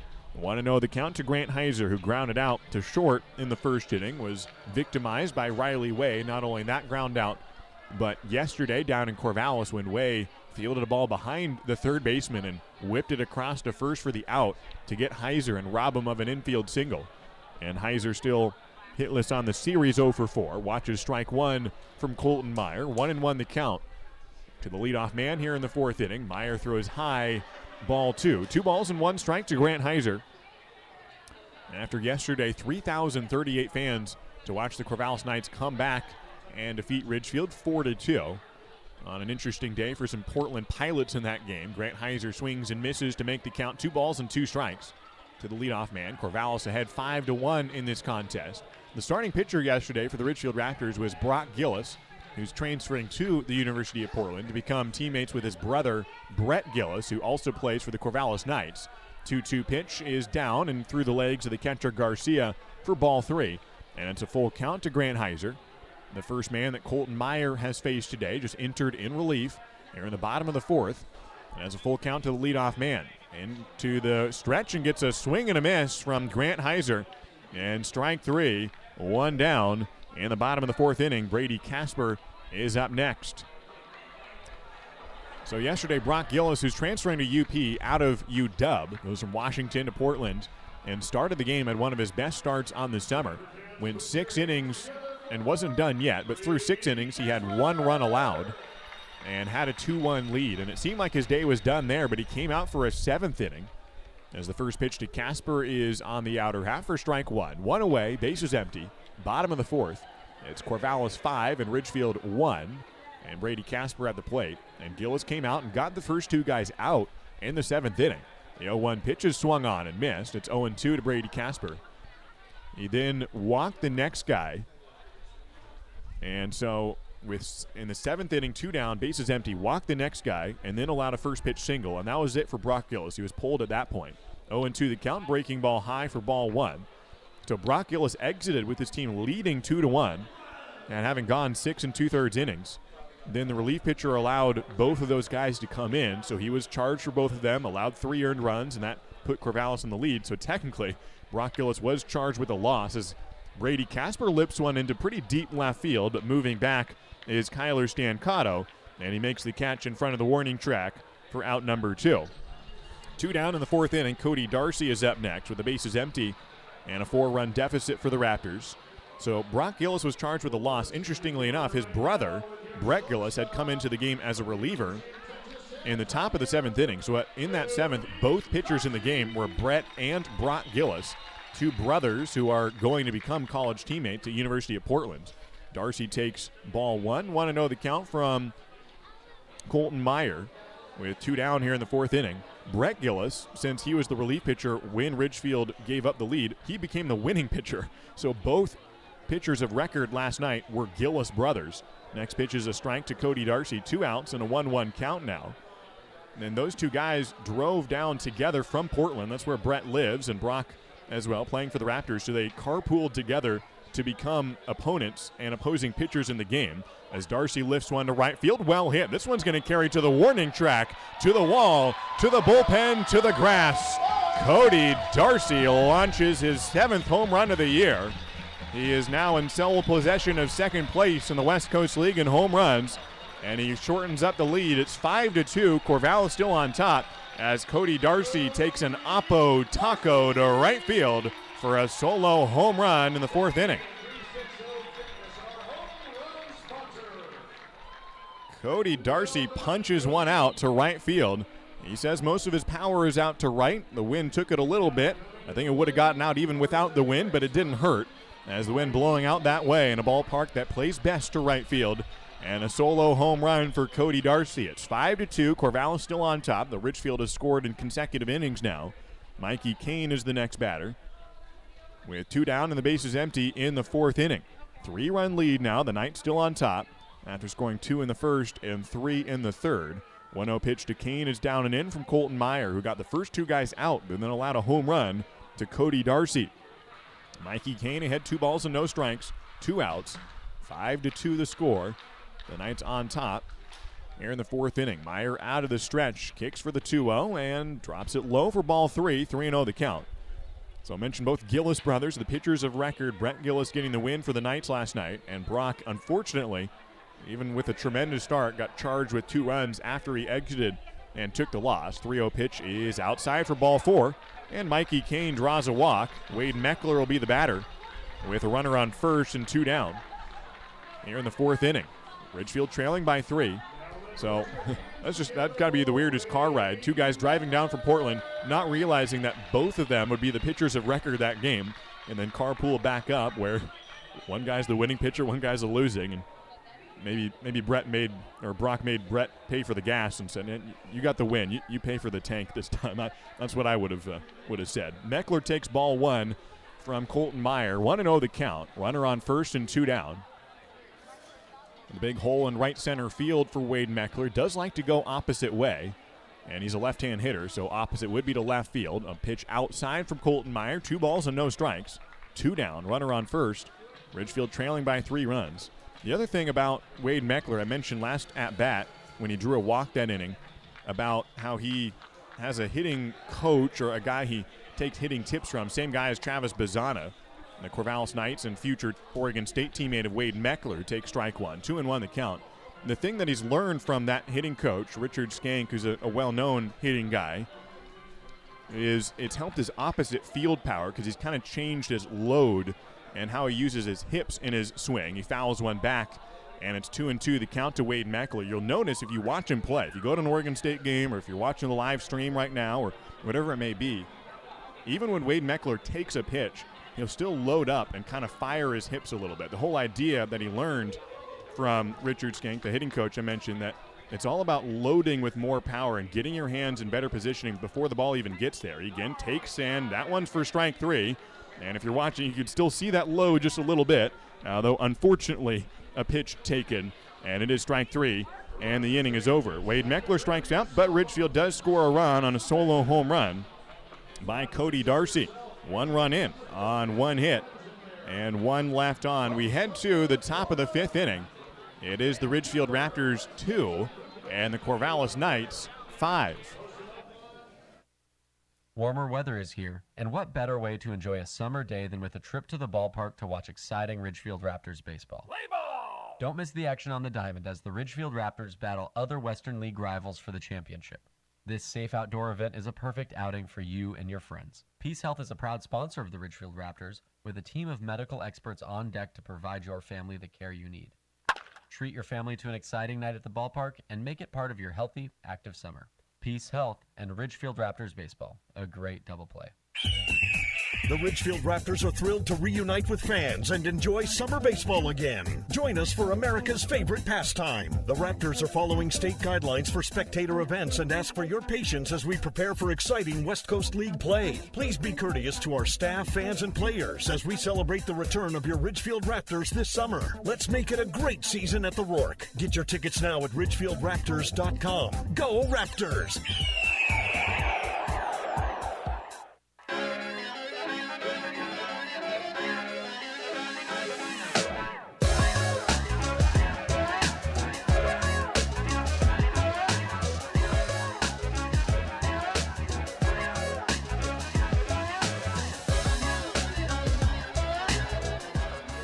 Jacob Freed keeps on going here for the Ridgefield Raptors, the relief pitcher who has faced the minimum so far after getting the bases loaded in the 3rd inning. He inherited the bases juiced and got out of it with no runs scored, had 2 outs and got the final out, then faced the minimum next inning and comes back out for the 5th. It's Corvallis 5 and Ridgefield 2. And before this inning begins, Chris Cota, the head coach for Ridgefield, walks out of the dugout, goes over to Jordan Shepard, the home plate umpire, and then walks with him to the mound to talk with Jacob Freed. Jacob had already warmed up and gotten ready, and Chris Cota at the end of it came out and talks with Jacob Freed, and now he jogs off the playing surface and back to the dugout. I'm not completely sure what that late conversation was about right before this inning begins, but apparently Jacob Freed is fine. We're ready to go. So we're into the top of the 5th inning. Corvallis ahead 5 runs to 2. Spencer Scott is the batter for the Corvallis Knights. He'll be followed by Riley Way and Caden Siegel. First pitch is at the knees from Jacob Freed. 0-1 the count with a 3-run lead for the Corvallis Knights. Top of the 5th inning. Jacob Freed is from Seattle, plays for Loyola Marymount, so it goes from Seattle to L.A. in that flight. He'll take later this summer. 0-1 pitch is down for ball one. 1-1 the count. Jacob is a big cross-country guy. Ran cross-country in high school. He says he's skinny now. He used to be really skinny. He stands at 6'6" and 190 pounds. 1-1 pitch is on the outside corner for strike two. So in the Olympics, he's really into the long-distance runs, the marathon and 1,500. He was watching the marathon out in the bullpen a couple hours before the game started today. 1-2 pitch is down and away for ball two to the leadoff man, Spencer Scott. He had the 1,500 was earlier today in the Olympics, and Jacob himself, who's the pitcher right now for Ridgefield, set his alarm for 4:40 a.m. this morning, got up, watched the 1,500, and then went back to bed.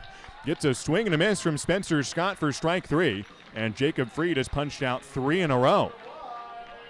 Call him a cross-country runner, call him a pitcher, call him whatever you want. He's punching guys out, and he's got 3 straight of those. Riley Way is next up with 1 away in the top of the 5th inning. Corvallis ahead 5-2, but Ridgefield has cut that lead down from 5 runs down to 3. Jacob Fried was pumped up after ending last inning and wanted to keep it going, get some run support. He got a home run from Cody Darcy the next inning, a solo shot, as he throws a first pitch strike to Riley Way. Facing Riley for the first time today. Riley hits a hard fly ball into high but not too deep left field. Going over into left center is Wade Meckler. And the center fielder makes the grab in shallow left center to get Riley Way out. And 2 away in the 5th inning. Jacob Fried, who is still yet to allow a base hit today. He came in the 3rd inning. Is now in the 5th. Caden Siegel is the next batter, getting his 4th game played for the Corvallis Knights this year. Got his 2nd hit. He's 2 for 9 on the summer. A ball down and in from Jacob Fried. 1-0 the count with 2 away. And nobody on base for the Knights, who are ahead 5-2 in this ball game. Siegel has also started a game on the mound this year for Corvallis on July 29th. Went 4 innings, allowed 5 runs, so he's played 5 games, including this one, therefore is eligible for the playoffs. A strike called from Jacob Fried. 1-1's the count. With the bases empty and 2 away. Fried into the windup for the 1-1. An off-speed pitch that drops down and in for ball 2. From Jacob Fried.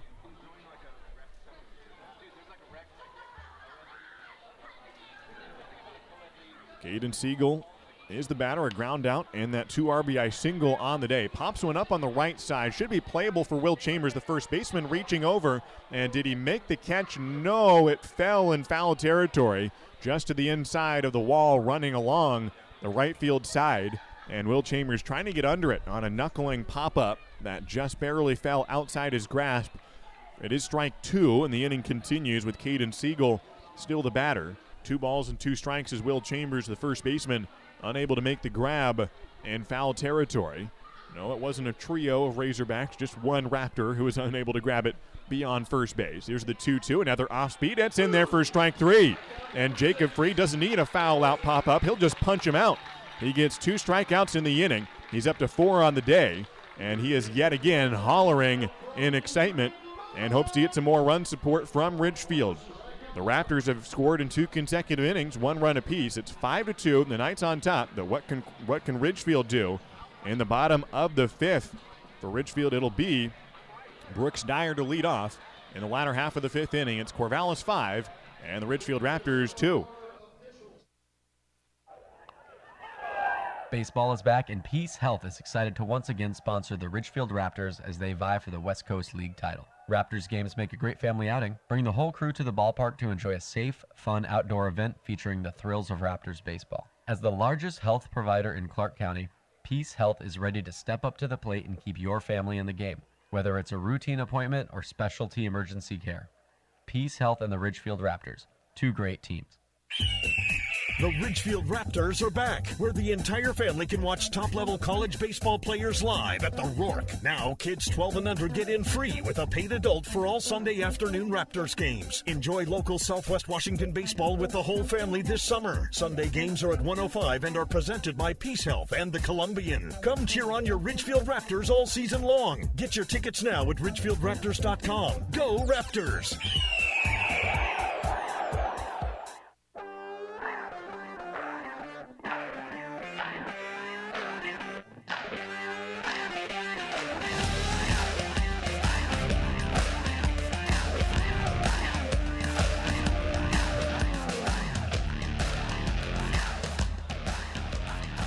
Coming up to the plate for the Ridgefield Raptors in the bottom of the 5th inning, it's Brooks Dyer, Caden Connor, and Isaac Lovings who will step up as the Raptors trying to keep on moving in the comeback trail. Work from a 5-0 deficit to now a 5-2 deficit. Colton Meyer back to the mound for the Corvallis Knights. And the opening pitch of this bottom of the 5th inning is a ball to Brooks Dyer. 1-0 the count to the Eastern Oregon infielder, a Mountaineer for EOU, formerly at a couple different colleges, Clark College and Benedictine University at Mesa. Have been the two other institutions that Brooks Dyer has played for. Takes a strike, 1-1 the count from Colton Meyer, with the Knights ahead 5-2 in this ball game. Bottom of the 5th inning, 1-1 pitch, drops in for strike 2 to Brooks Dyer. Has played at Goss Stadium a number of times, including last night and earlier this season when playing for the Northwest Star Nighthawks, a feeder team for the Ridgefield Raptors. But also earlier in his career. 1-2 pitch is hit, and no, he did not get a piece of it. And strike 3 on Brooks Dyer. And he strikes out for the first out of this 5th inning. 1 away, and Caden Connor, the batter, who has a fielder's choice and an RBI ground out on the day. He's leading the league in RBIs with 45 of them on the year. 19 doubles and 4 triples on the year. He told me a funny story yesterday, Caden Connor did, about Travis Bazana, in fact, who's the second baseman for the Corvallis Knights, the stud hitter and future Oregon State Beaver. Caden Connor had not met Travis Bazana until that Ridgefield versus Corvallis series a month ago.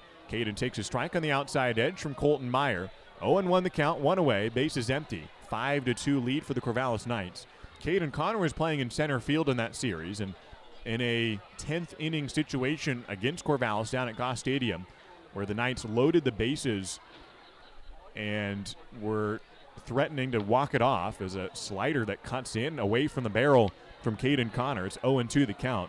Caden was trying to be told that coaches were trying to tell him, come in. They were trying to get a 2-man outfield and a 5-person infield when Corvallis had the bases loaded. They want 5 men in the infield. They're trying to bring Caden Connor in. But it was a sellout crowd, and he couldn't hear. The 0-2 pitch to Caden Connor is outside in the dirt, ball 1. And Caden kind of started to run in, but was raising his hands up, and he's saying, what are you saying? Where should I go? And he couldn't understand the communication from the Ridgefield coaches. Travis Bazana happened to be the runner at second at that point, and he relayed the info to Caden and said, hey, they're telling you to come in. He was pointing at him, stand over here. I got you. They're telling you to come over here. And Travis relayed the info to Caden, who takes a ball down from Colton Meyer. 2-2 is the count. And Caden was helped out by Travis. After all, the message was going to get there eventually anyway, so Bazana may as well help out his opponent.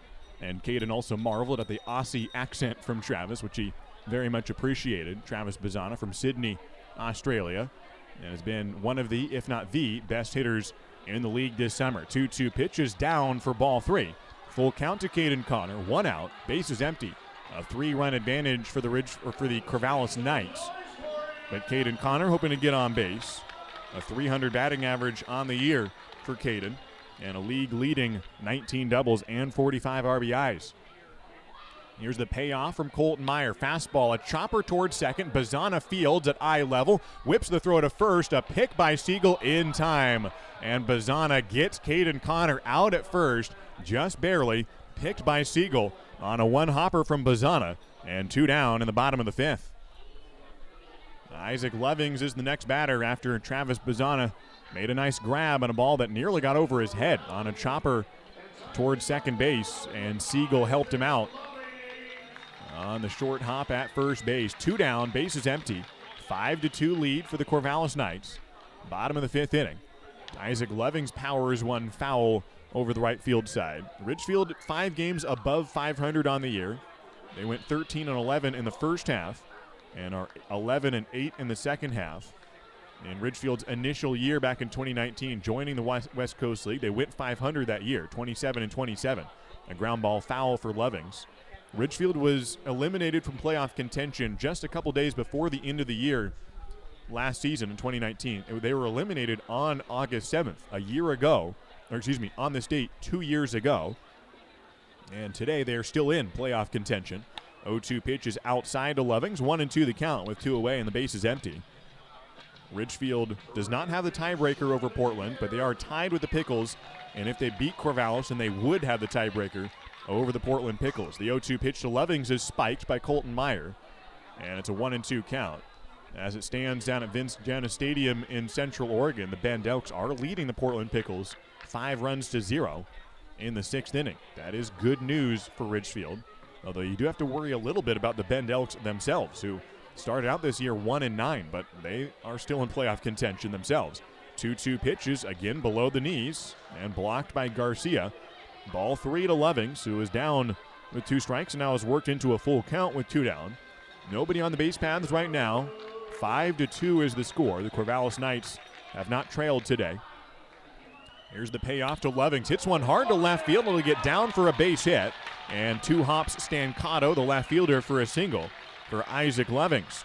He has 2 base hits on the day, 2 singles and a walk for the catcher from Pacific University. Will Chambers is up next, who can change the game with 1 swing. He has a strikeout and a walk today, leads the league in home runs. Chambers himself told me yesterday, I don't need a lot of singles. 1 for 3 with a home run is a good day for me. He uses an in-loaded bat for that reason. He would rather have a lot of power. He sacrifices a little bit of contact ability with a bat that's in-loaded. It's a 34-31 bat in terms of the measurements there, and he just wants to hit for power. Has been leading the league in slugging percentage earlier this year. Takes a ball inside from Colton Meyer. 1-0 is the count. 2 down, runner on first. A 3-run deficit for the Raptors. Will Chambers takes again. Ball 2 from Colton Meyer. Will has had the 2nd longest home run of the year in West Coast League play this season, behind only his teammate. As a mound visit now for Colton Meyer. Gave up a solo home run last inning to Cody Darcy, who's now 2nd in the league behind only Will Chambers, who's the batter right now for Ridgefield. As Ridgefield has the league leader in home runs and 3 players tied for 2nd coming into this game. And now with Darcy homering again, it's Ridgefield having the 1st and 2nd guys in the league and 2 guys tied for 3rd in home runs. And in case you're wondering, yes, as a team, Ridgefield does lead the league in home runs. No surprise there. Mound visit concludes, and it's Colton Meyer following up the start for Ethan Ross. Meyer, the reliever, trying to get out of it here. 2 outs, no runs in yet on the inning. Another ball down low to Will Chambers. 3-0 the count. 5-2 is the score. Corvallis ahead. But Ridgefield trying to threaten with a 2-out rally here. Isaac Lovings singled, and now Will Chambers ahead, 3-0. 8 homers on the year, 9 doubles. The 3-0 pitch is taken for strike 1. 3-1 the count from Colton Meyer. Will Chambers' last 5 hits have all been extra base hits. 3 doubles and 2 home runs. Doesn't get a lot of singles. Has spent 12 games without a single, but he gets extra base hits. Here's the 3-1. It is on the inside corner for strike 2.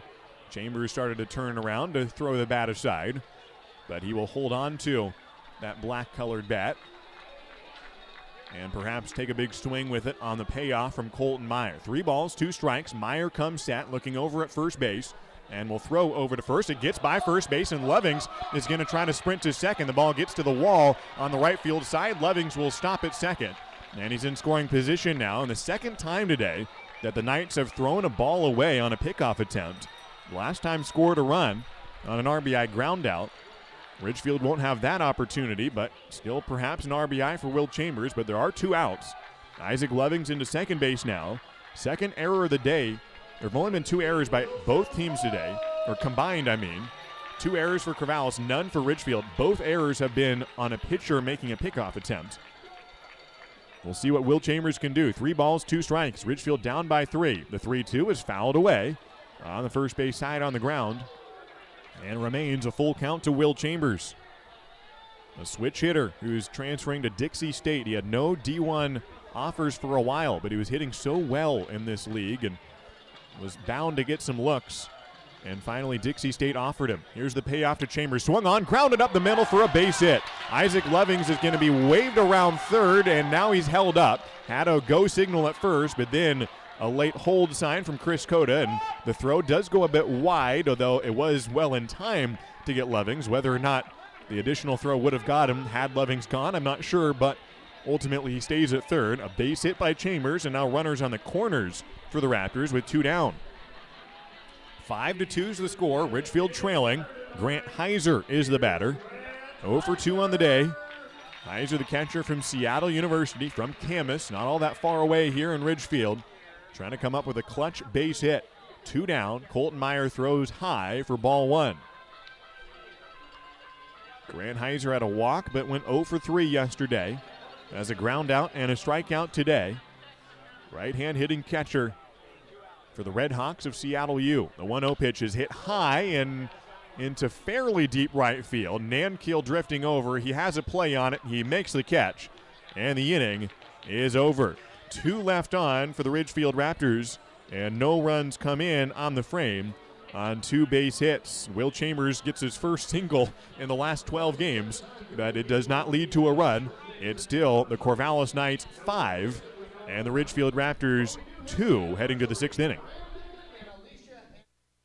Dick Hanna Dealerships is proud to welcome everyone back to support our Ridgefield Raptors. Just in time for warm summer nights with family and friends, lounging on the lawn, or eating dogs in the stands. Feels good to be back. In business for over 70 years, Dick Hanna Dealerships is a local, family-owned business with locations in Vancouver, Kelso, and Portland. Choose from thousands of cars and 12 new car brands. Experience nice in the car business. Dick Hanna Dealerships. Believe in nice. Now play ball. Oh, I love family road trips. Wind in my ears, treats in my mouth, and peace of mind knowing Les Schwab did our tires, brakes, and alignment. Like Les Schwab, my family's safety is my first priority. Well, that and squeaky toys. Les Schwab Tires, proud to be ranked #1 in overall customer satisfaction for aftermarket tire replacement by J.D. Power 2 years in a row. For J.D. Power 2021 award information, visit jdpower.com/awards.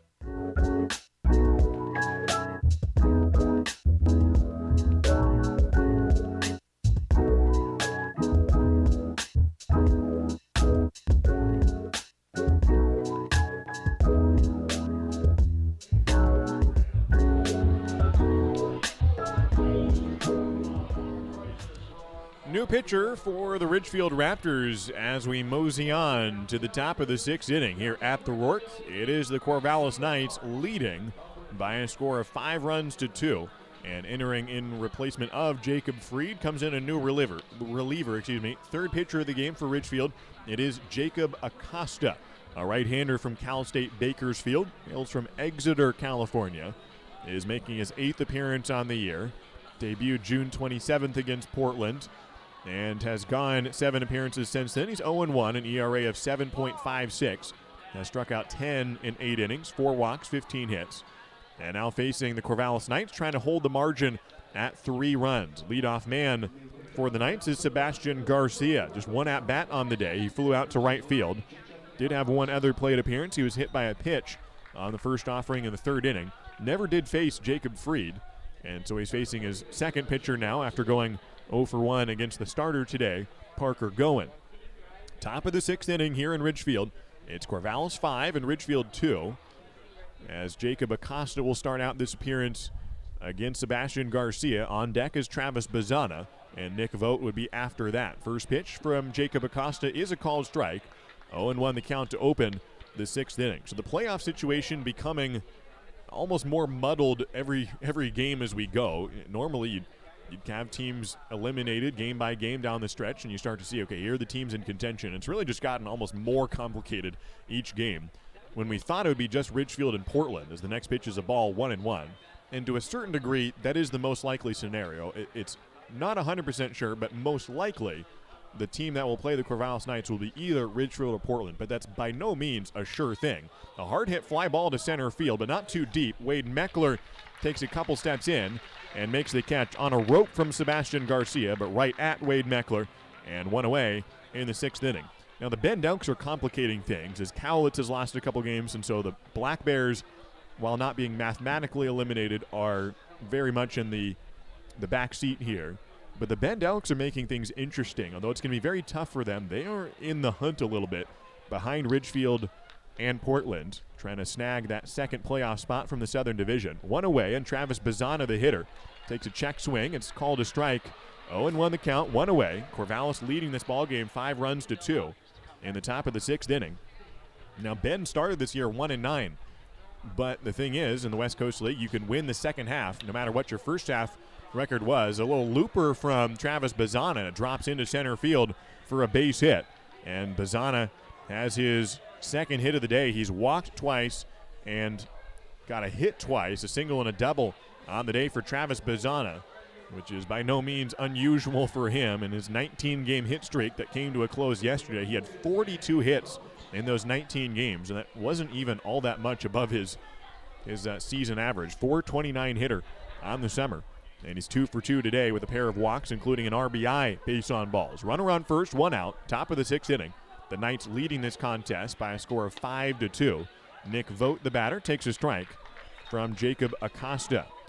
So Bend has worked their way back, and now while you might think, okay, you start 1-9, you probably won't get the overall record, but you might win the second half and you can earn a playoff berth. Even if you go 0-24 in the first half, you can win the second half and get in. But Bend, although they're in the hunt, it's not really the second half record that's keeping them there.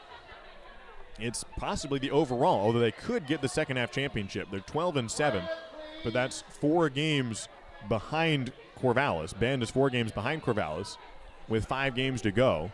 But they do play Corvallis next, and so, if they are 3 games behind, that would mean they could sweep and have the tiebreaker. They went 2-1 against the Knights earlier this year. A strike on the outside corner to Nick Vogt. And now it's 0-2 with 1 out, runner on first from Jacob Acosta. So the thing is, Bend is really hoping that Ridgefield can win a game against Corvallis, because if Corvallis sweeps Ridgefield, that means Bend is eliminated. 0-2 the count, or at least eliminated from the second half, as Isaac Lovings has to block the next pitch. 1-2 is the count now to Nick Vogt with a runner on first and 1 away. In a 5-2 ball game, Corvallis leading this contest in the top of the 6th. Bend in the overall record is 22-21, 2 games behind Ridgefield and Portland, so they could still get in by overall record as well. That's very possible if Ridgefield and Portland keep on losing, which they have both done yesterday, and they're both losing right now.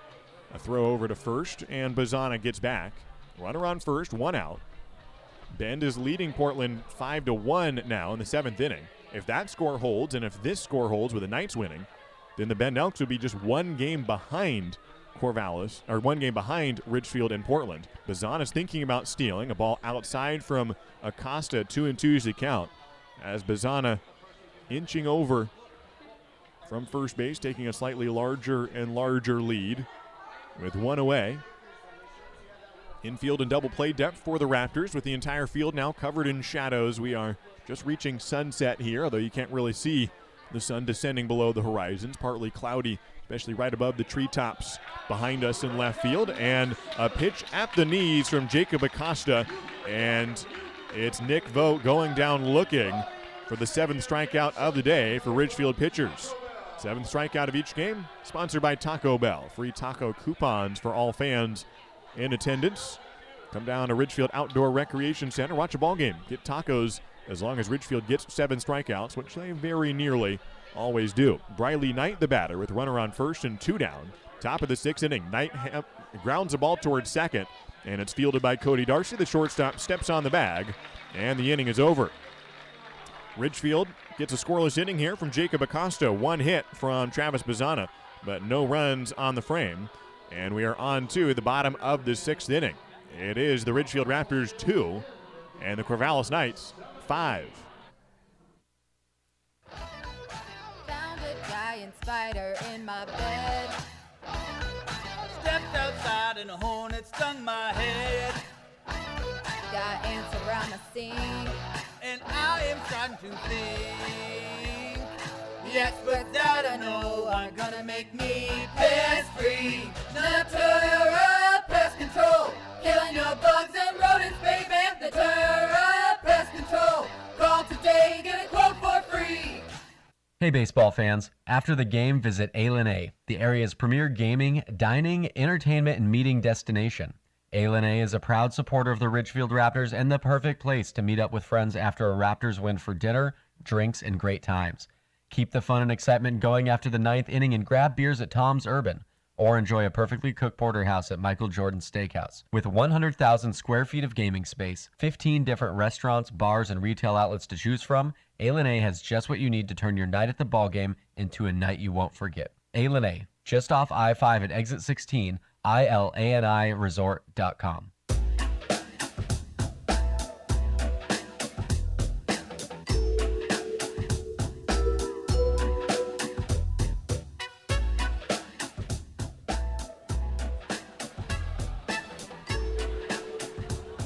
Two more games here at this ballpark, including tonight. We finish the home part of the regular season tomorrow, 105 for the Ridgefield Raptors, closing out the series against the Corvallis Knights. Penultimate home game here between the Raptors and the Corvallis Knights. Corvallis has led all game long ever since the top of the first when they scored 2 runs with nobody out, and ended up scoring just 2 runs in that top of the first, scored 3 more in the third inning, got up 5-0, but they have not scored since. Ridgefield has scored 2 runs in the meantime, and thus it is a 5-2 ball game. Corvallis leading. Brady Casper out of Oregon State University is at the plate to face a new pitcher for the Corvallis Knights. Jake Vargas enters, native of West Covina, California, from Cal State Fullerton.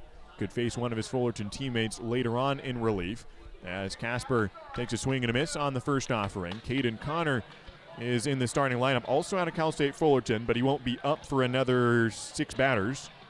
But Vargas will likely go that long. He usually goes 2 or 3 innings, an ERA of 5.04 on the year for Vargas. A fastball hit on the ground to the right side, foul, and an 0-2 count to Brady Casper. Leadoff man in the bottom of the 6th inning. 5-2, Corvallis leading. With Casper leading off, it'll be Cody Darcy and Mikey Kane, the batters to follow him. No balls and 2 strikes to Brady Casper. They're playing him with a big hole in right center field. The infield playing straight up. 0-2 pitch is down in the dirt. And ball 1 from Jake Vargas. 4-0 on the year. This is his 15th appearance. 30 innings, 39 strikeouts to 13 walks. An opponent average of 228 on the summer. He's out of the stretch at all times. Comes set, and the 1-2 pitch, a changeup low for ball 2 to Brady Casper. His last 20 at-bats, he's been hitting much better than the rest of the summer. Struggled a bit at the early part of this season. That's why he's hitting 152. But his last 20 at-bats, he's got 5 hits and has hit for the cycle in that 20 at-bats. A double, triple, and a home run. And he swings and swings over the 2-2 pitch and strikes out to open the 6th inning. Ridgefield, which has yet to get a leadoff hit in this ball game, has only gotten the leadoff man aboard once today, a walk in the 3rd inning. And that one did lead to a run. Ridgefield got another run in the 4th inning on a homer. Stranded runners in the corners last inning. Keep on getting base runners even if they don't get the leadoff man aboard. Cody Darcy was part of that with a 2-out, bases empty home run in his last at-bat. He fouls one away to open up this 6th inning at-bat. His team trailing by 3 to the Corvallis Knights, who have one more series after this. They're back at home hosting the Bend Elks, while as the Ridgefield Raptors are up in Walla Walla for the final series, Tuesday, Wednesday, Thursday of next week.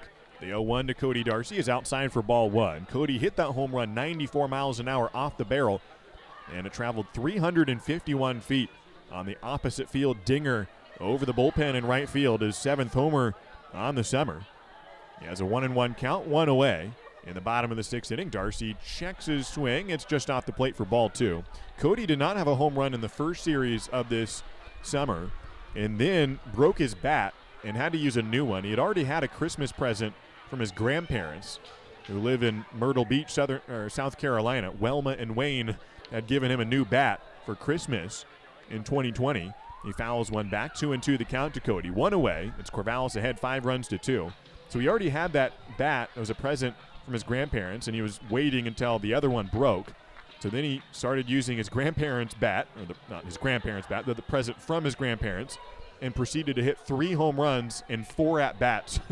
Now he takes a pitch from Vargas on the outside corner, and is unable to use this bat for something as productive as the home run. His last at-bat, he strikes out looking. Although he did hit 3 home runs in those 4 at-bats, he proceeded to then break that bat as well a couple weeks later, and so he's using an even newer bat now, and he's had a home run with it earlier today, but he strikes out 2 away in the bottom of the 6th inning. Corvallis ahead 5-2. Mikey Kane is the next batter, the second baseman today. First pitch is fouled off the mask of the catcher Garcia, just skimmed off the top of the mask. 0-1 the count. Corvallis ahead 5-2. In the 6th inning, Mikey Kane the batter with a walk and a pop out today. Grew up both with, obviously, his brother Doyle Kane, who's also a teammate for Ridgefield, but also Will Chambers, a teammate with the Raptors and College of the Canyons teammate. Grew up in Santa Clarita and Valverde, respectively. A ball down low from Jake Vargas. 1-1 the count, 2 away. Bottom of the 6th inning, bases empty. Corvallis ahead 5-2. Mikey Kane, who just went across the street to play for College of the Canyons, grounds one down the third baseline, foul. Past Chris Cota, who's the head coach of College of the Canyons and head coach for the Ridgefield Raptors. And that's where the connection came from for Mikey and Doyle Kane to come up. Caught a flight from Burbank, an 8:30 a.m. flight Friday, and played that night against Cowlitz. As they both got the start last night, Doyle at first base, Mikey at short. And now it's Mikey getting the start today. Doyle, perhaps we'll see him later, but not in the starting lineup. A ball in the dirt, ball 2 to Mikey Kane. 2-2 the count, 2 away. Bottom of the 6th inning. Mikey and Doyle roomed together in college, and they roomed together out in Kansas earlier this summer when playing for the Dodge City A's in the Kansas Collegiate Summer League. And then once that season finished, they headed on over to the West Coast League, where they say it's even better competition. They like it even more.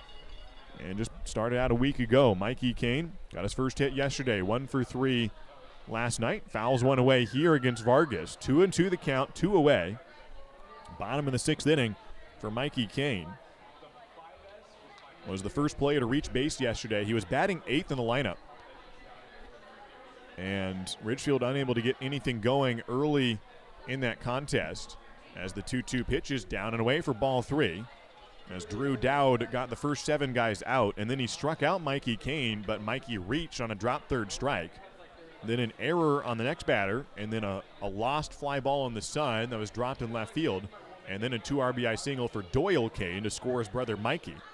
The 3-2 pitch is poked at and grounded softly to short. Coming in is Riley Way, side-arming to first and not in time. Mikey Kane is safe at first.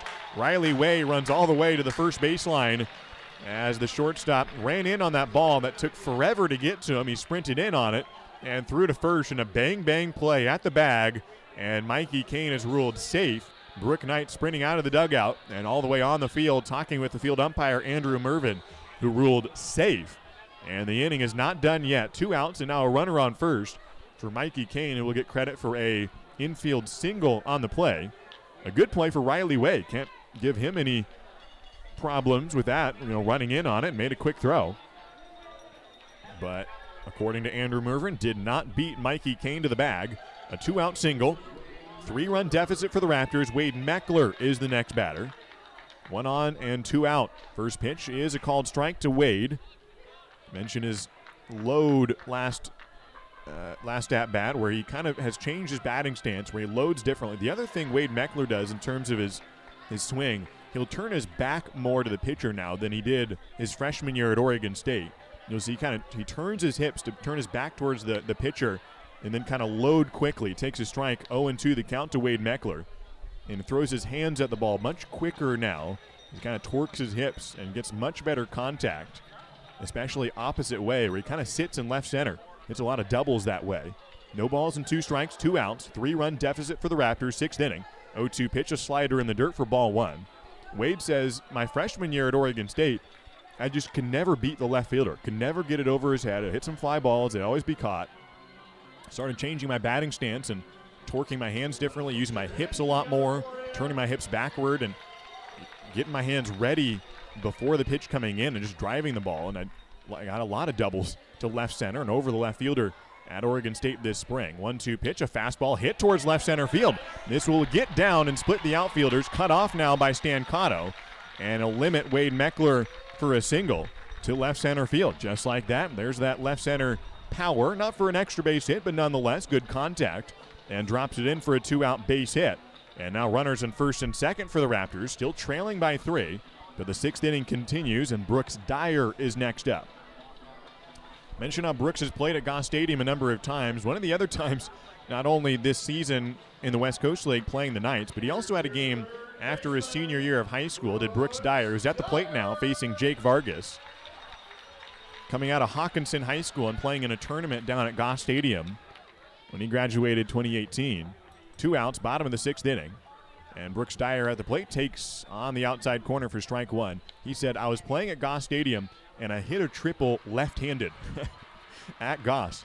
He said at the time I was a switch hitter. He no longer is. He said I tried to switch hit some at Clark College, and I started out 0 for 15 and said, nah, I'm just going to go back to right-hand hitting, which has been doing ever since. But that one day at Goss Stadium, hit a triple left-handed, and pretty good memory at the home of the Beavers there. Takes a ball outside, 1-1 the count with the runners on first and second, 2 down, bottom of the 6th inning, in a game that's just over 2 hours long now. Brooks Dyer at the plate, now at Eastern Oregon University. Here comes Jake Vargas from the stretch. Fastball lifted into right field. Could be playable for Nankill. Nate running over, and he makes the grab just barely in fair territory. And the inning is over. Ridgefield gets 2 two-out singles, but does not bring either of them home, and they strand 2 here in the 6th inning. We head to the 7th from the Rourke. It'll be Jacob Acosta returning to the mound for the Raptors with the score Corvallis 5 and the Ridgefield Raptors 2. Every time Taco Bell's nacho fries returned, those Mexican spices were drawing something closer to the surface. And once they taste that warm nacho cheese sauce, they won't stop till there's nothing left. Can the Fry Force save the world and the nacho fries we love? So either we fight together, or we fry alone. Or will the monsters devour us all? Get your nacho fries today while you can. Now serving at a Taco Bell near you. At participating U.S. locations for a limited time only. Oh, I love family road trips. Wind in my ears, treats in my mouth, and peace of mind knowing Les Schwab did our tires, brakes, and alignment. Like Les Schwab, my family's safety is my first priority. Well, that and squeaky toys. Les Schwab Tires, proud to be ranked #1 in overall customer satisfaction for aftermarket tire replacement by J.D. Power 2 years in a row. For J.D. Power 2021 award information, visit jdpower.com/awards.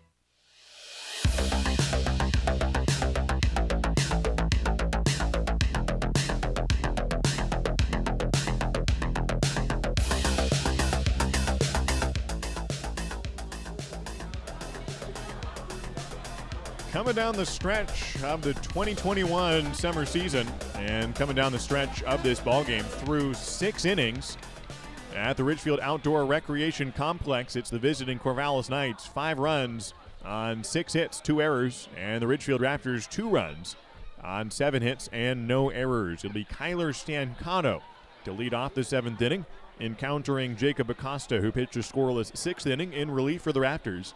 Still trailing by 3. Acosta into the wind, and an inning opening strike from Jacob Acosta. 0-1 the count to Kyler Stancato.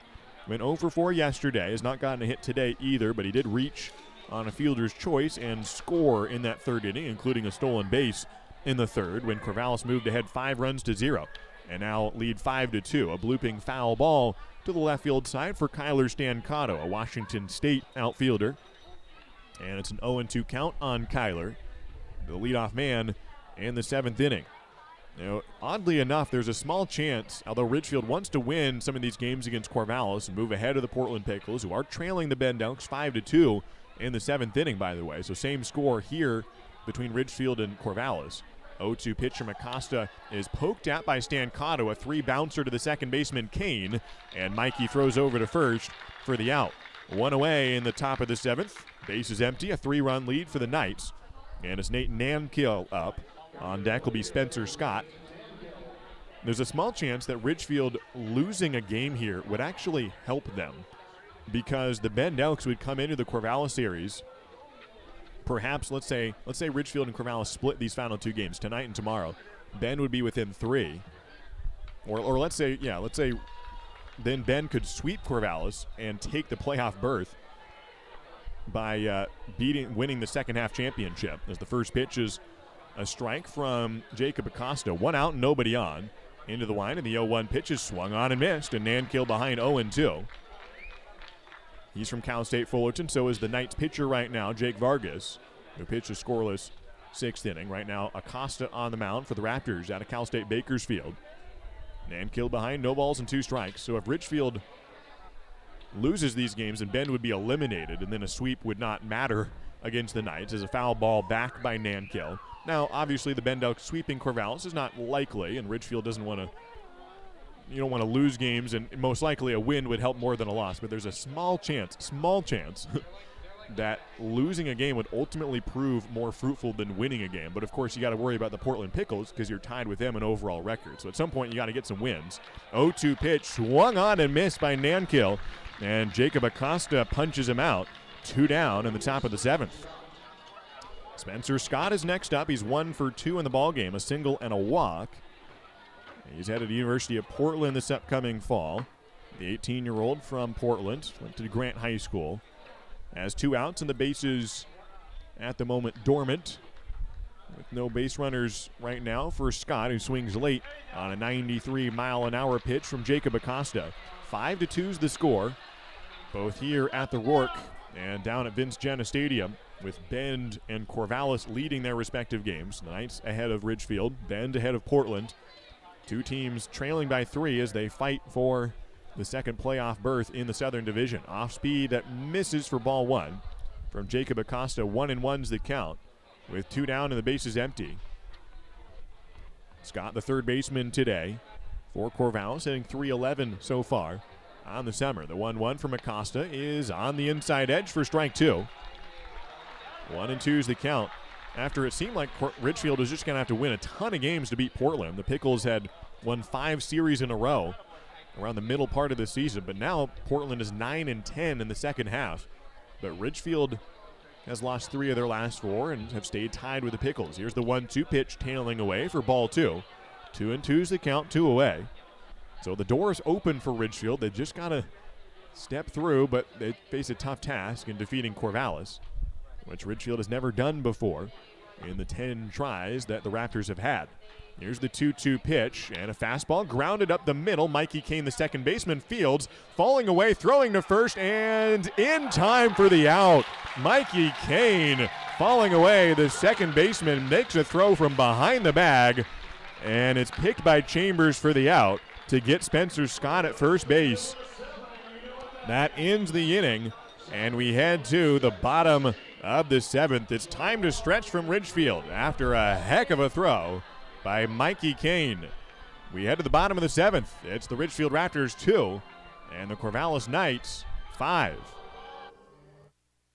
Dick Hanna Dealerships is proud to welcome everyone back to support our Ridgefield Raptors. Just in time for warm summer nights with family and friends, lounging on the lawn or eating dogs in the stands. Feels good to be back. In business for over 70 years, Dick Hanna Dealerships is a local, family-owned business with locations in Vancouver, Kelso, and Portland. Choose from thousands of cars and 12 new car brands. Experience nice in the car business. Dick Hanna Dealerships. Believe in nice. Now play ball. Join the Ridgefield Raptors for warm sunshine, great food, and exciting top-level college baseball at the Rourke. Bring your family, friends, neighbors, and coworkers for a relaxing night outdoors this season. Your group can welcome us on the Les Schwab left field platform, the Leonard Holmes and Dick Hanna grass berms, or the First Centennial and Wellhaven Pet Health picnic areas. There's nothing like a Ridgefield Raptors summer baseball game. Get your tickets now at ridgefieldraptors.com. Go Raptors!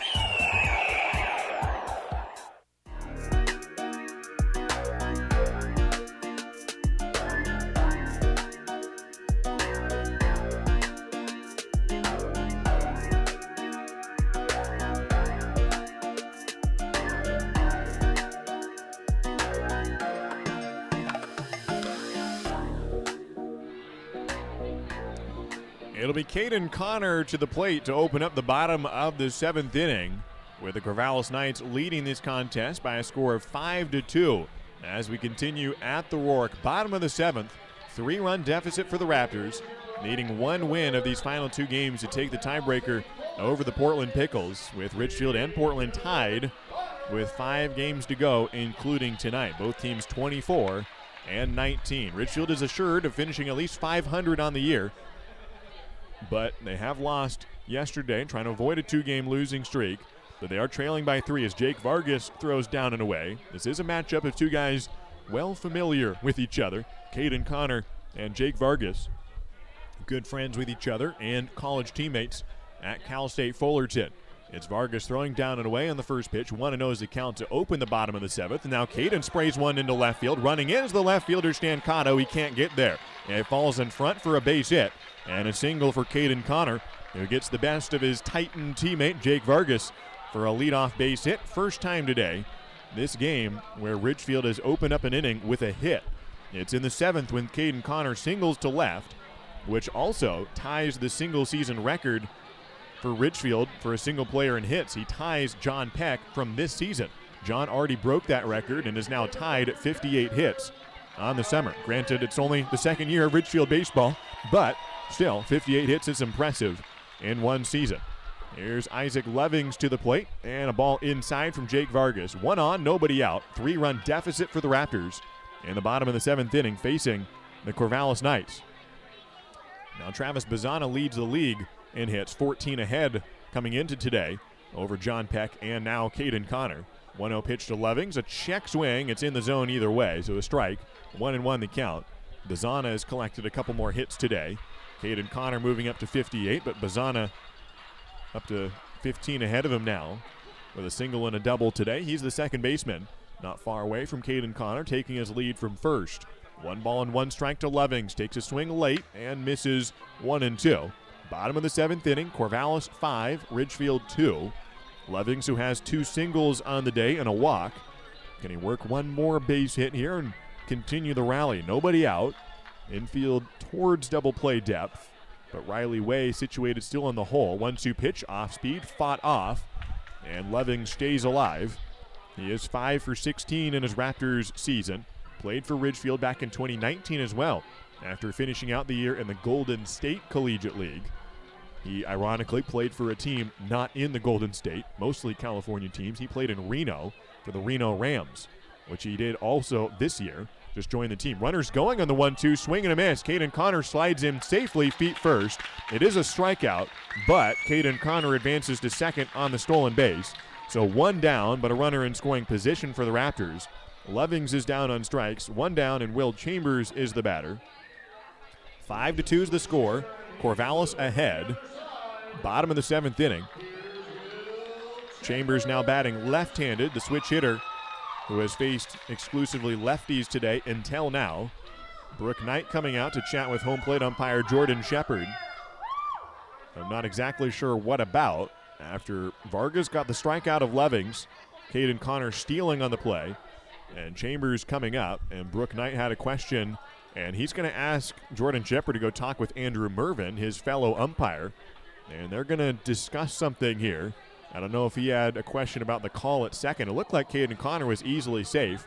The throw took the infielder a bit off the bag, and so I don't think he even got a tag on Caden Connor. So I don't think he's talking about the judgment call at second. And besides, he went straight to the home plate umpire, not the umpire that made the call, Andrew Mervin. Those two umpires do have a conversation, and Jordan Shepard makes the safe signal, so I guess it was about Caden Connor sliding into second. And so Caden is safe at second. 1 down, 7th inning, 5-2 is the score. The Corvallis Knights leading this contest as they have led since the top of the first. We're now in the 7th. Will Chambers batting left-handed for the first time today. Has a single right-handed and a walk and a strikeout. Now batting from the opposite side. A ball down and away from Jake Vargas. 1-0 the count to Will Chambers. A .279 batting average.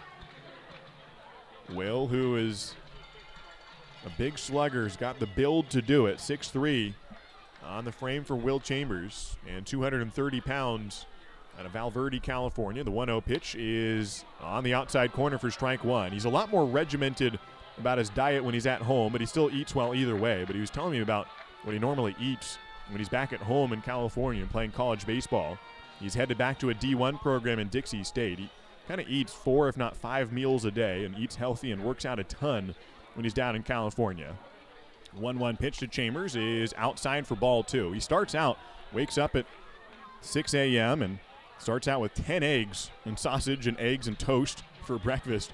And then he says his second feeding, he doesn't call it lunch, he says second feeding is a pound of pasta and a pound of ground beef with no sauce. That's the second meal of the day. He doesn't like sauce, by the way, pizza or whatever. That's just the second meal. A slider on the 2-1's a strike. 2 balls, 2 strikes, 1 out. Runner on second. Bottom of the 7th inning, a 5-2 lead for the Corvallis Knights.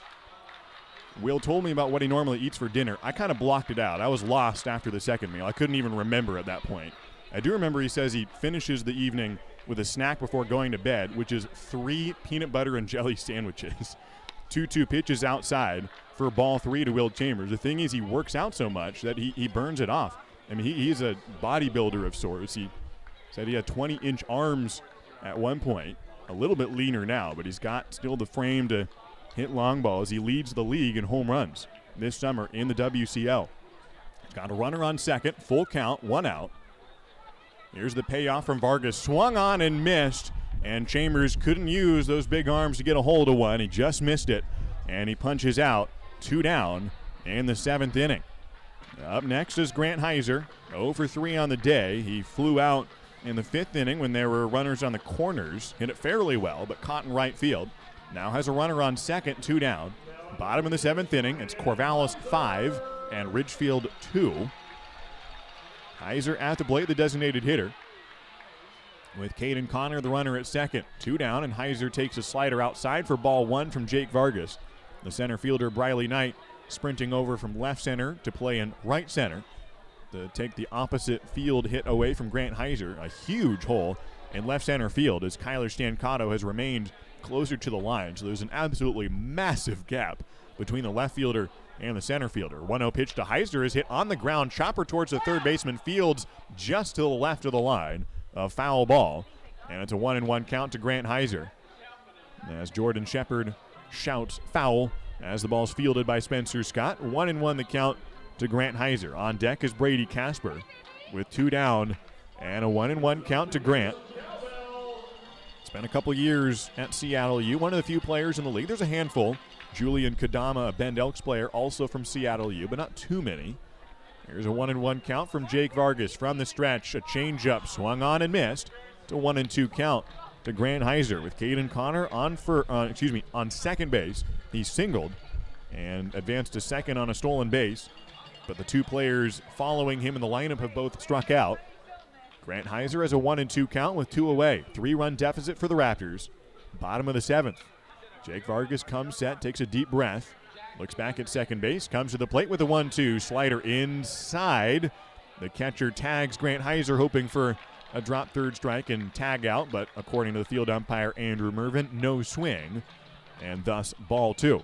2 balls and 2 strikes, 2 outs. Runner on second. Ridgefield scored a run in both the 3rd and 4th innings, but have not scored the last couple frames. Now in the bottom of the 7th inning, they've held Corvallis scoreless in 4 straight innings, but they have been unable to make up the gap in its entirety. Here's the 2-2. Runners going, a strike taken at the knees, and Caden Connor slides into third, but the inning is over. A strikeout of Grant Heiser, and Jake Vargas punches out the side. He allows only 1 base runner as a single by his college teammate, Caden Connor, but even a Cal State Fullerton battle doesn't result in any runs after Caden gets the hit, but he's stranded at second base. We head to the 8th inning. It's the Corvallis Knights 5 and the Ridgefield Raptors 2. A lot has changed in Clark County since C-Tran began service in 1981. We've changed with it. 30 bus routes, 2 bus rapid transit projects, and millions of rides later, C-Tran has grown into an award-winning transit system serving Clark County, including the city limits of Ridgefield. Please join C-Tran in celebrating an amazing 40 years serving you, our community, with activities happening in 2021. Look for details at c-tran.com, and thank you for 40 great years. Ridgefield Main Street thanks you for supporting the Raptors and downtown, the heart of Ridgefield. Spend the moolah you win at the game at downtown shops and restaurants. Upcoming events include Main Street Day, C-Tran Shuttle Downtown Tailgate, and the Friday Night Flicks Outdoor Film Series. We are a nonprofit organization dedicated to preserving the cultural heritage of downtown Ridgefield while advocating for its future. More information at ridgefieldmainstreet.com and find us on Facebook at Ridgefield Main Street. We'll see you downtown, and go Raptors!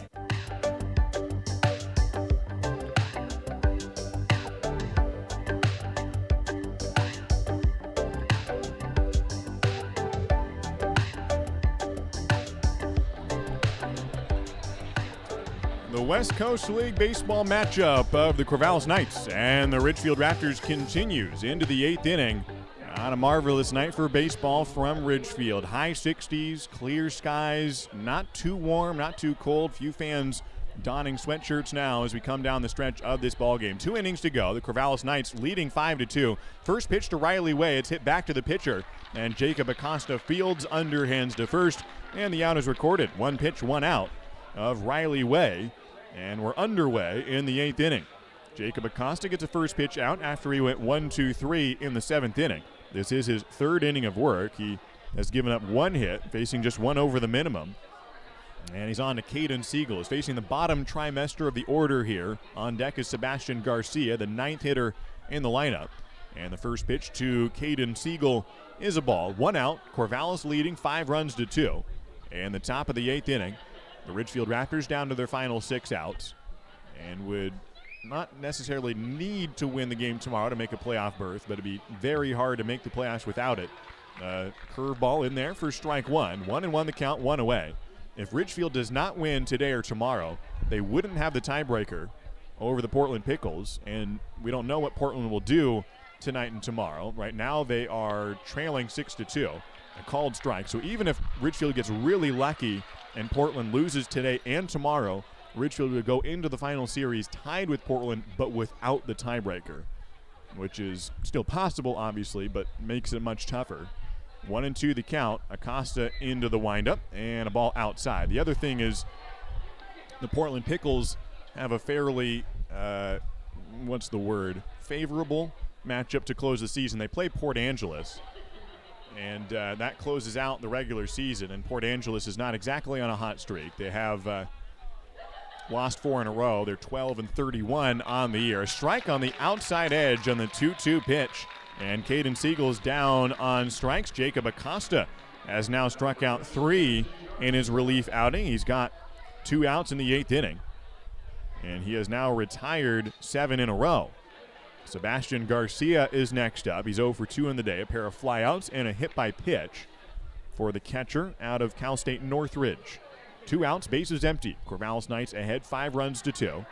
Acosta into the wind and throws just inside ball 1. Cal State Northridge, or as they prefer to be referenced, CSUN.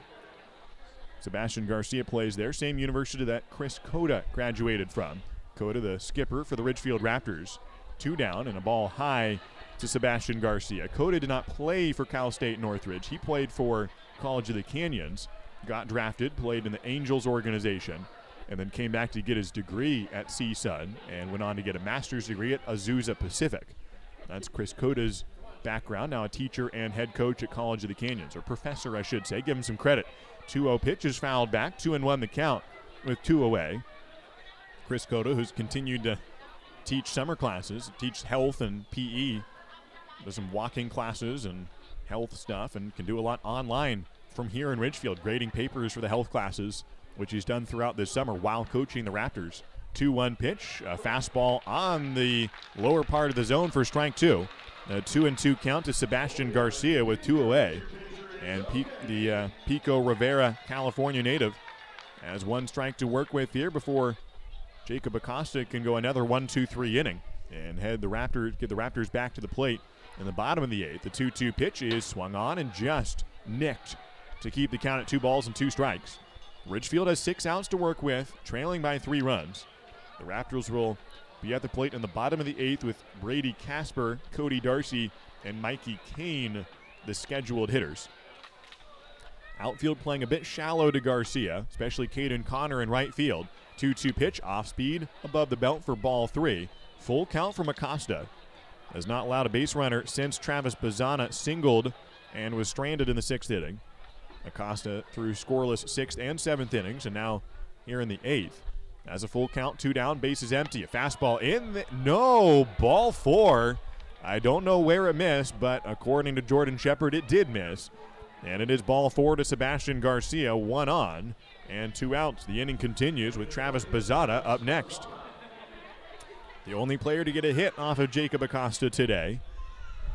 And Acosta now facing Bazzana for round 2. Travis, who has scored once today, has an RBI walk, a double, and a single. Scored his 41st run of the season back in the first inning. .429 batting average. And the league leader in hits. A slider that bends, and just missed the back door. Ball 1 from Jacob Acosta. Runner on first. 2 down. Top of the 8th inning with the Corvallis Knights at the plate and leading 5 runs to 2. 1 ball and no strikes from Jacob Acosta, peering into his battery mate, Isaac Lovings. Doesn't like the first suggestion from Lovings, who looks over at the dugout. Now offers a different pitch to Acosta, agrees with that one. Out of the stretch comes Jacob Acosta with the 1-0 pitch. A fastball that is just off the dish for ball 2. 2-0 the count. Ridgefield infield, nearly in double play depth, just playing up the middle. There's 2 outs, so no twin killing necessary to end the frame, but they're playing up the middle to Travis Bazana, left-hand hitter. Waving the bat around, incoming freshman out of Sydney, Australia, headed to Corvallis, Oregon to play for the Beavers. 2-0 pitch, off speed that tails outside for ball 3. 3-0 to Travis Bazana. Will play for Oregon State, which made a regional this year and lost in the final game of the Fort Worth Regional, nearly beating Dallas Baptist. But the season ended there in Fort Worth. 3-0 pitch to Bazana is on the outside edge for strike 1. 3-1 to count. Bazana will provide a hot bat for Oregon State in the years to come. And part of the Oregon State team on the rise under Mitch Canham. Trying to make it back to the College World Series before too long since winning the championship in 2018. 3-1 pitch is on the low outside corner for strike 2. Full count to Bazana, 2 away. Top of the 8th inning. Ridgefield trailing 5 runs to 2. Bazana has a runner on first. Now no longer is Will Chambers holding the runner on at first with the full count. Runner will be going when the pitch comes. Garcia the runner at first. Here's the payoff. It's down in the dirt for ball 4.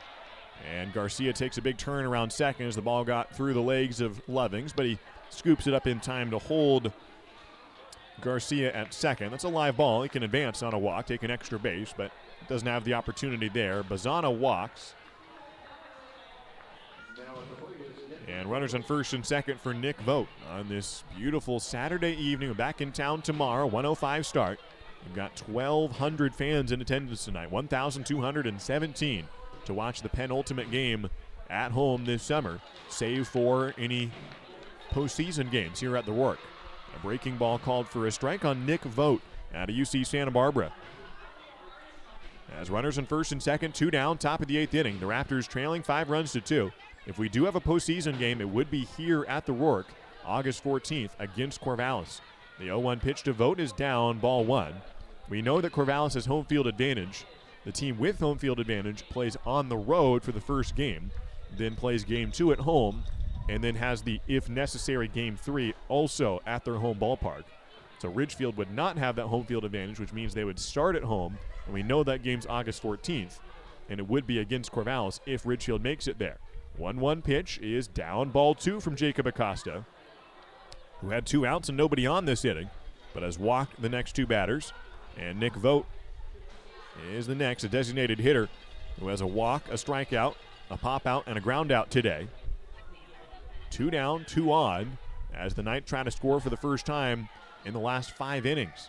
Jacob Acosta from the stretch. The 2-1 pitch is at the belt and just a notch above the buckle for ball 3. 3-1 the count with 2 down.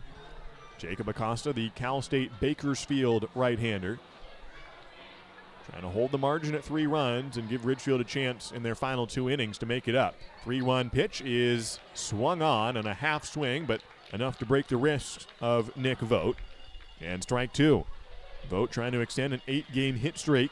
Yesterday went 3 for 4, a trio of singles. Has gone 5 for 13 in games against Ridgefield coming into today, but he's 0 for 3 this evening. 2 runners on, full count, 2 down, top of the 8th. Here's the payoff from Acosta. Hard hit into right center field, a base hit. It'll score Bazana, who is wheeling around, and he'll score easily. Garcia scores ahead of him. It's a 2 RBI double, maybe a triple. He's heading for third. The throw in not in time to get Nick Vogt, and it's a 2-out, 2 RBI, 3-bagger for the UC Santa Barbara Gaucho. And the Corvallis Knights have taken a 7-2 lead.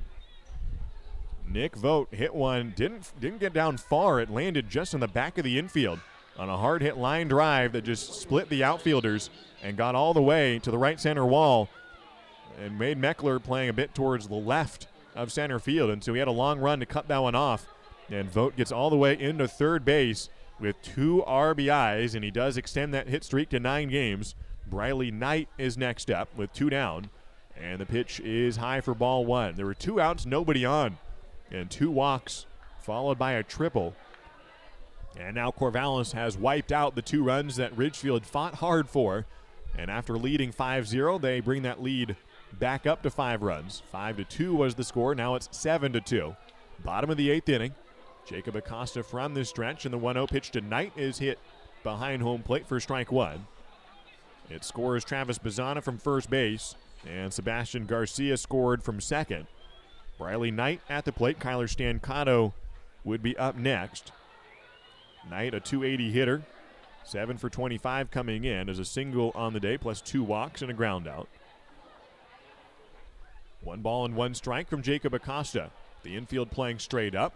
Another fastball. This one's hit high and foul again over the third base side. And the Natura Pest Control gazebo over the third base side. This game presented by Natura. You can check them out at Natura. You can look them up.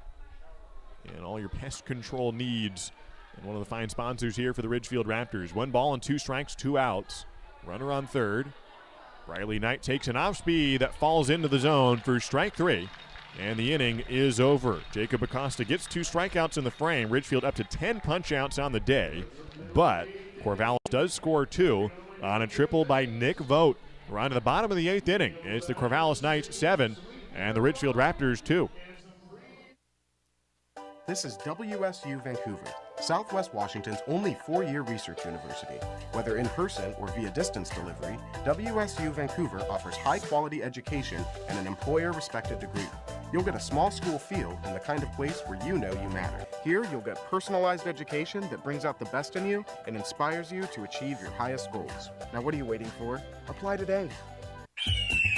The Ridgefield Raptors are thrilled to reunite with fans and enjoy summer baseball again. Join us for America's favorite pastime. The Raptors are following state guidelines for spectator events and ask for your patience as we prepare for exciting West Coast League play. Please be courteous to our staff, fans, and players as we celebrate the return of your Ridgefield Raptors this summer. Let's make it a great season at the Rourke. Get your tickets now at ridgefieldraptors.com. Go Raptors!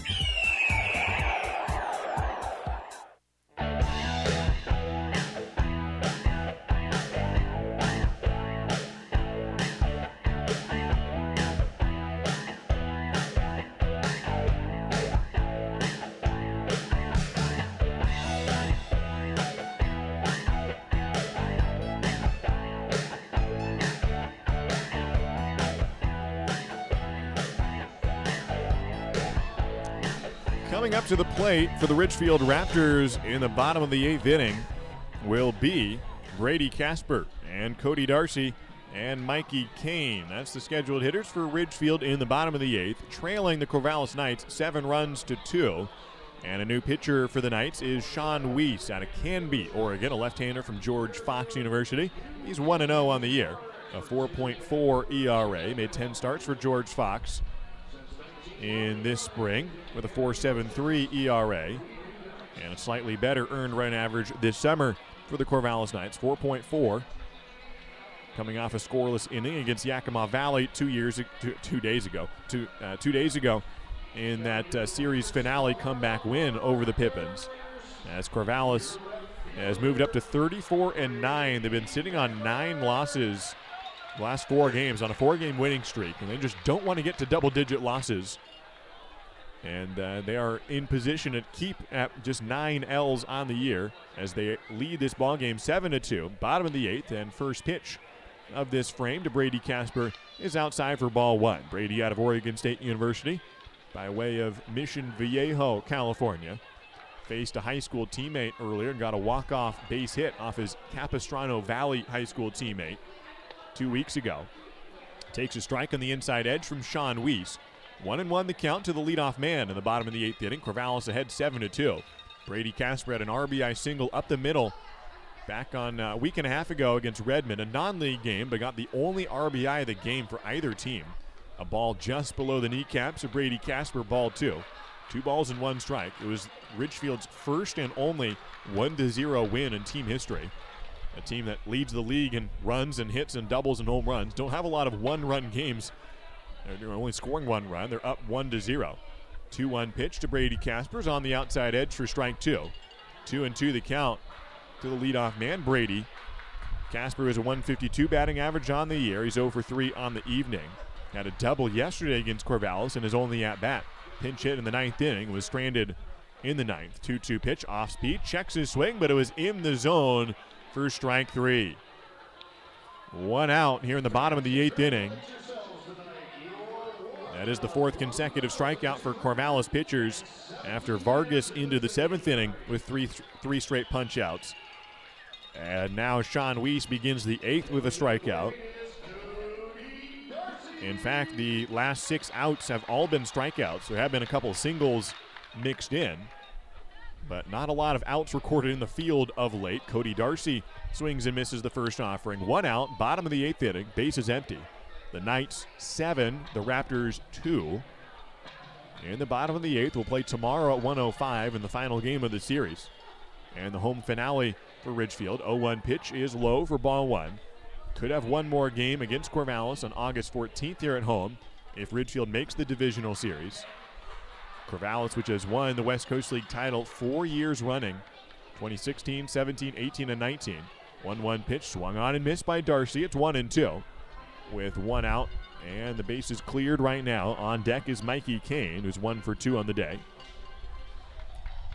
Sean Weiss, who has not faced Ridgefield yet this season, now making his first appearance against the Raptors, has a 1-2 count to Darcy. Another swing and a miss, and he fools Cody on this 2-strike pitch. And now 7 straight outs have been recorded via strikeouts, including 4 straight batters going down on strikes. And Mikey Kane will try to put the ball in play. He's not struck out today. He has walked once, singled once, and popped out once. Went 1 for 3 yesterday and 1 for 2 today. Right-hand hitter out of Santa Clarita, California. Hometown of College of the Canyons, where he plays his college ball. A junior college where he spent 1 year, didn't use any eligibility. A ball down low to Mikey Kane with 2 down, bases empty, bottom of the 8th. Corvallis ahead 7-2.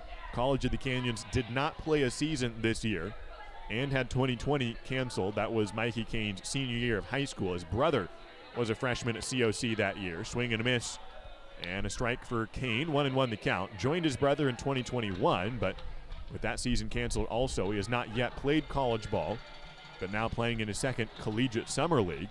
1 in Kansas and 1 here in the Northwest. 1-1 pitch is fouled back, and a 1-2 count to Mikey Kane. With 2 outs and the base is empty from Sean Weiss. A sophomore at George Fox in Newburgh, just down the road a bit from here, across the border. Sean has gone 30 innings on the year for the Knights with 34 punch-outs, just 7 walks. Infield playing straight up to Mikey Kane. Takes the ball in the dirt. 2 balls and 2 strikes with 2 outs. And the base is empty here for the Ridgefield Raptors. Trailing by 5 in this contest. Have not yet defeated the Knights this season or back in their inaugural year in 2019. This is the 11th game. An off-speed swung on and missed by Kane. And Sean Weiss punches out the side. 6 straight strikeouts for Corvallis pitchers. And it's still a 5-run lead for Corvallis through 8 innings. The Knights will bring up their middle of the order. It'll be Stan Cotto, Nankill, and Spencer Scott to the plate in the top of the 9th inning, with the Knights ahead 7-2. At Clark Public Utilities, we know you depend on electricity every day. And even though our offices remain closed, we're available 24 hours a day, 7 days a week, by phone, online, and email. The past year has brought changes to many in our community, with lost jobs or reduced working hours, disrupted childcare, and the challenge of teaching the kids. If you've been financially impacted by the pandemic and can't pay your utility bill, call us or send an email right away. Eligibility for payment assistance has been expanded so more households may qualify.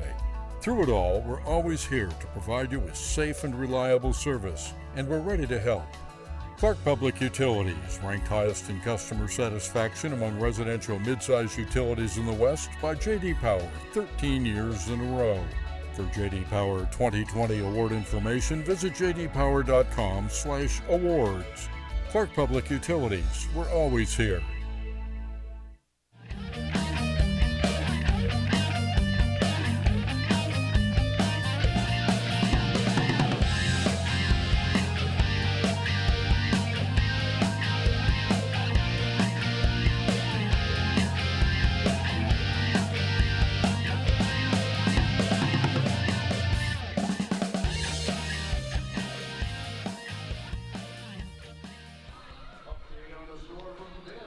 We head to the ninth inning from the Rourke here in Ridgefield, and a new pitcher for the Raptors as Corvallis has a 7-2 lead. Ridgefield will try to hold that margin in the top of the ninth inning, and it'll be up to Thomas Blayhouse to do the job, native of Woodway, Washington, out of the University of Washington. 6'3", 230-pound southpaw, making his 5th appearance on the year. Gone 4 1/3 innings so far, and has allowed 7 earned runs to this point. Small sample size, and now getting some more run here against the Knights for the first time. And Kyler Stancato will be the leadoff man. His team leading 7-2 over the Ridgefield Raptors, top in the ninth inning. And a fastball from Thomas Blayhouse for ball 1. Thomas works with just 2 pitches. Just a 2-pitch guy. He's got a curveball, a 12-6 movement on the deuce, and then a 4-seam fastball that can reach the 90s. 1-0 is the count from Thomas Blayhouse. And he goes to the fastball to get a foul pop from Stancato on the left side. Coming over to the catcher, Heiser makes a basket catch in front of the screen along the third baseline. Heiser holding onto the mask and just dropping it at the last moment and makes the basket grab for the first out of the inning. Stancato is retired on Heiser's, or excuse me, I think that's Dylan Jester came in as a catcher. Entered this game, and if I'm not mistaken, he has not gotten that bad. I think there was a defensive replacement there, and it's hard to see the jersey number with the chest plate, but I believe that's Dylan Jester, number 34. A ball from Thomas Blayhouse to Nate Nankill with 1 out. And top of the ninth inning continuing with a 7-2 score with the Corvallis Knights ahead. Nankill the batter, 1 for 4 on the day. He has struck out 3 times, but hey, got a single, so he's been productive, including that first inning when the Knights scored 2 runs to take the lead that they have not relinquished today. 1-0 pitch, a fastball through the barrel of Nankill, and it's a 1-1 count with 1 away, and the base is empty. 7-2 lead for the Knights. So Dylan Jester, the new catcher for Ridgefield, he actually was going to play for the Corvallis Knights earlier this summer. They had kind of reached out. He might play for them, but then the Raptors reached out, and Ridgefield's closer to him. He lives in Longview. A pitch high that bounces off the glove of Jester. And a 2-1 count from Thomas Blayhouse with 1 out, bases empty. Jester lives in Longview, plays in Longview for Cowlitz. Or for, what am I talking about? Lower Columbia College. Cowlitz is the West Coast League team in Longview, but Lower Columbia College is the institution he plays for at David Story Field. 2-1 pitches down and picked by Jester. 3-1 the count with 1 away for Thomas Blayhouse. Redshirted this spring at University of Washington and didn't play back in the COVID year in 2020, so he spent 2 years but no eligibility used for the Washington Huskies. He's out of Edmonds Woodway High School, not all that far from UW. 3-1 pitch is a fastball swung on and missed by Nankill. And a full count now from Blayhouse. Top of the ninth inning. Corvallis 7 and Ridgefield 2. In the top of the ninth, Ridgefield actually out-hitting Corvallis now 8-7 in this ball game, and have out-hit Corvallis over the course of the season series between these two teams despite not winning a game. The payoff pitch swung on by Nankill, looking for a pitch inside, and he swings over it for strike 3. Blayhouse tossed him inside, and Nankill went fishing and punches out 2 away in the ninth inning. Next up is Spencer Scott with the bases empty, 2 down, top of the ninth. Ridgefield trailing 7-2. So the Raptors came into this ball game with 4 more hits than Corvallis just in games between the two teams, but Ridgefield is 0-4 against the Knights and have now had 36 hits to the Knights 31 on the season in games between the two teams. But Ridgefield has not ever beaten Corvallis in a ball game this year or in their inaugural year in 2019. Playhouse facing Spencer Scott, and after throwing a first pitch strike, a curveball in there called for strike two. 2 down. 0-2 the count to Spencer Scott, who has a walk, a single, and he's 1 for 3 in the ball game with a run scored. Incoming freshman at the University of Portland. Outfield playing straight up to Spencer Scott with 2 down, and the pitch is inside for ball 1. And 1-2 the count to Spencer Scott with 2 away. The 18-year-old out of Grant High School. Thomas Playhouse out of the stretch at all times, comes set with his hands at belt level. The pitch is high and outside for ball 2. With 2 down, Corvallis ahead 7 runs to 2 in this ball game. Both teams will have 4 games remaining on the season, and the count 3-1. 3-1 the count to Spencer Scott, And Thomas Playhouse with the fastball. Now it's a 2-strike count. Full count to Spencer Scott after the foul ball behind home plate. Tomorrow's game, 1:05. We hope it's not the final game for this ballpark, but we can say it's the home finale, at least regular season-wise. If Ridgefield has another home game after that, it would be at home against Corvallis on August 14th. Here's the payoff with 2 outs, chased by Spencer Scott, and struck him out. Thomas Playhouse goes 1-2-3 in the 9th inning with a couple of punch-outs along the way. A dozen strikeouts for Corvallis in this ballgame when they're at the plate. Dozen strikeouts for Ridgefield pitchers, but the Ridgefield batters are down to their final 3 outs and a 5-run margin to make up.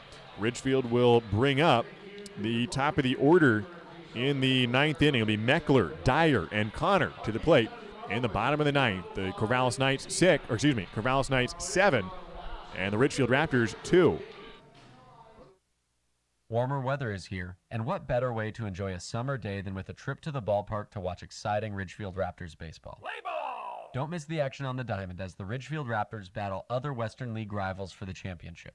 This safe outdoor event is a perfect outing for you and your friends. Peace Health is a proud sponsor of the Ridgefield Raptors, with a team of medical experts on deck to provide your family the care you need. Treat your family to an exciting night at the ballpark and make it part of your healthy, active summer.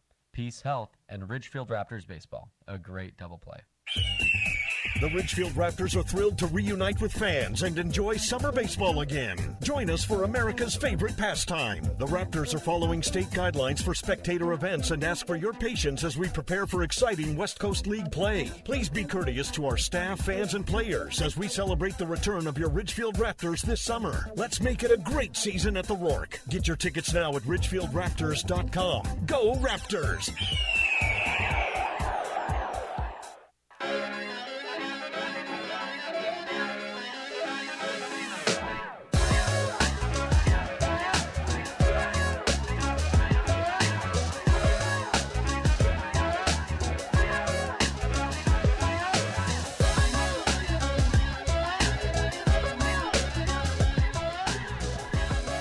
Final 3 outs for the Ridgefield Raptors. Their backs against the wall, trailing 7 runs to 2 in this ball game to the Corvallis Knights. And a new pitcher for Corvallis into the bottom of the 9th inning. Number 22 for Corvallis out of Oak Hills, California. It is Nathaniel Mendoza out of Cal State San Bernardino, a sophomore, 5'11", 185 for San Bernardino Valley College, and now listed as Cal State San Bernardino. And he's the pitcher to face the top of the order for Ridgefield. Wade Meckler, the batter, and a ball outside, 1-0 the count to Meckler from Oregon State University. Leading off the bottom of the 9th, his team trailing 7-2 to the Corvallis Knights. They're playing him towards left field. 1-0 pitches outside, ball 2. And 2-0's the count. If Corvallis wins, they'll be up to 35-9 on the year, improved to a 5-game win streak. They've already had a playoff berth since the midway point of the season and home field advantage they secured more recently. A strike on the outside edge, 2-1 the count to the leadoff man in the 9th inning. 7-2's the score, Corvallis ahead by 5.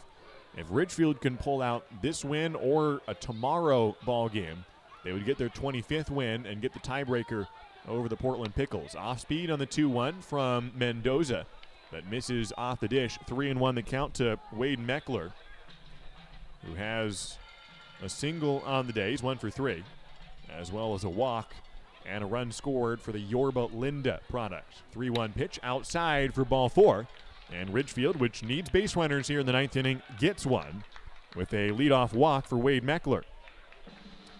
Brooks Dyer is next up. He's a good bunter, but no reason to sack bunt here. You need runners, and you only got 3 outs to work with. He'll be swinging away with a 5-run deficit in the bottom of the 9th inning. Caden Connor's on deck. They hope to get Isaac Lovings and Will Chambers to the plate after them. They can get some activity here. Brooks Dyer watches the first pitch. Low for ball 1 from Nathaniel Mendoza. Has a strikeout to walk ratio of 22-12, although now it's 22-13 after that base on balls issued to Wade Meckler, who gets back on a pickoff attempt from Mendoza. Nobody out, bottom of the 9th. Corvallis 7, Ridgefield 2. Ridgefield goes up to Walla Walla to close the season, a team that the Raptors swept earlier this year. 1-0 pitch to Brooks Dyer's outside ball 2. Even if Ridgefield sweeps Walla Walla, which they may, but that's no sure thing, you can't count on that. But even if they do, while that would be helpful, if they don't get a win here today or tomorrow, they could still very easily not make the playoffs, as they're tied with Portland and would not have the tiebreaker over the Pickles. 2-0 pitch with the runner going, and it hits Dyer. Meckler into second, and he'll get there safely on a hit by pitch as Dyer was plunked on the shoulder. He's okay, and he'll trot down to first on a hit by pitch. Now 2 runners aboard, and Meckler to second, nobody out. Caden Connor, the batter. Surprisingly, Wade Meckler stealing with no outs, bottom of the 9th inning, and a 5-run deficit. You need a lot of runs. You don't just need him to score. You need him and 4 other players to score to extend the ball game, but he was stealing. And he had a good jump. I think he would have been safe, but we'll never know. And the pitch hit Dyer, and so dead ball. And now runners in first and second. Caden Connor, the batter, left-hand hitter against right-hand pitcher. Caden with an RBI ground out on the day, a single as well. He's 1 for 4. And that will slightly decrease his average. He's at 300 on the year, and 1 for 4, while decent, is still below his average. Might not get another hit here. He takes a strike from Mendoza, 0-1 the count. Infield into double play territory with Riley Way and Travis Bazana, the double play combo. Open for a ground ball up the middle. Caden Connor hoping to place one over the infield. They're playing in with a big hole to right center field. Mendoza steps off and wipes off the sign with his catcher Garcia. 0-1 the count, nobody out. Bottom of the 9th inning. The Corvallis Knights ahead 7-2 over the host Ridgefield Raptors. The 0-1 to Caden Connor. Fastball lifted into left field and shallow. Running back to the shortstop Way. He's called off and dropped by the left fielder. Now Meckler will have to dig for third, but Kyler Stancato throws high, and the third baseman kept his foot on the bag. Scott gets the lead out at third, and it goes into a fielder's choice. Stancato, the left fielder, dropped the ball in shallow left, but Meckler, running back to second, was then forced out at third. So it goes down as a 7-5 fielder's choice. And 1 out with Caden Connor now at first base. And that moves Brooks Dyer to second. And Isaac Lovings is the batter. Still a 5-run deficit for the Raptors. And, Lovings was pulled out of the game earlier, so a pinch hitter, or defensive replacement, Dylan Jester, gets the at-bat. And Jester swings at the first offering and fouls it back. And with 1 out, runners in first and second, Dylan Jester does not have a hit yet on the season. Jester's had 3 at-bats. This is his 4th game played in a Raptors uniform. He got a start in right field earlier this summer against Bellingham. Went 0 for 3. The 0-1 pitch to Dylan is high, ball 1. 1-1 the count, runners in first and second, 1 away. Bottom of the 9th inning. The Raptors trailing by 5. Looking at a scoreboard between the Bend Elks and the Portland Pickles. We'll get you the final score after this pitch. Nathaniel Mendoza out of the stretch, looking back at second.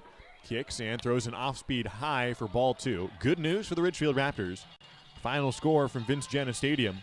The Bend Elks 6 and the Portland Pickles 2, which moves Ridgefield a half game ahead of Portland. Granted, that half game lead in jeopardy here in the bottom of the 9th and trailing by 5.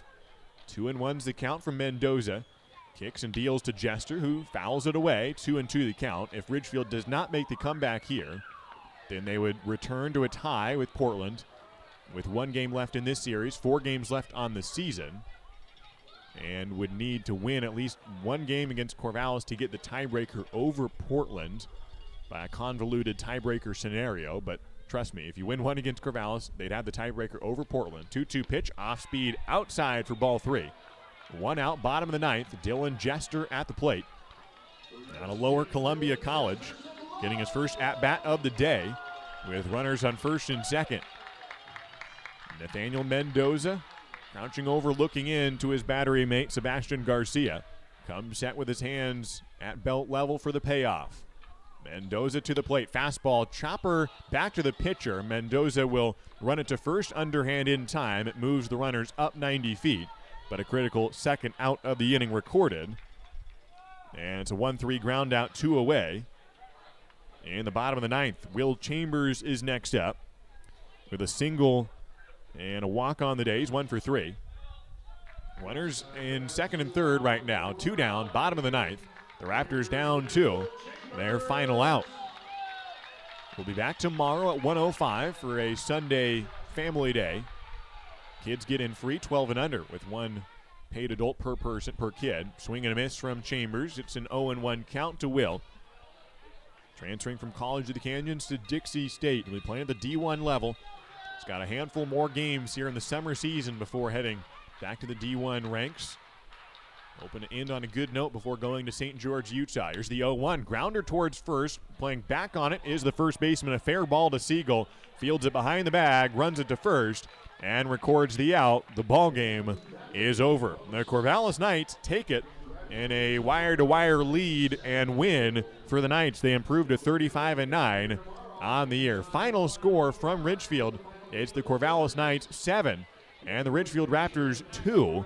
Ridgefield drops down to 24 and 20 on the year, and 11-9 in the second half. That does mean Ridgefield and Portland are still tied for the final playoff berth, and the Raptors will need to win tomorrow to get the tiebreaker over Portland. If they don't do it, they'd have to win 1 more game than Portland in the final series, although they play 2 different teams. So a lot on the line tomorrow as Ridgefield moves to 0-11 against Corvallis all time. 1-11 would look just fine if Ridgefield can get a victory tomorrow. A 1:05 start tomorrow afternoon. Hope you can join us there. It will be broadcasted on 1240 Joe Radio as you're listening now from there, or if you're listening on the Raptors live stream or on the YouTube page, Ridgefield Raptors YouTube, wherever you're listening or watching, same place tomorrow, different time, 1:05 from the Rourke. My name's Josh Warden.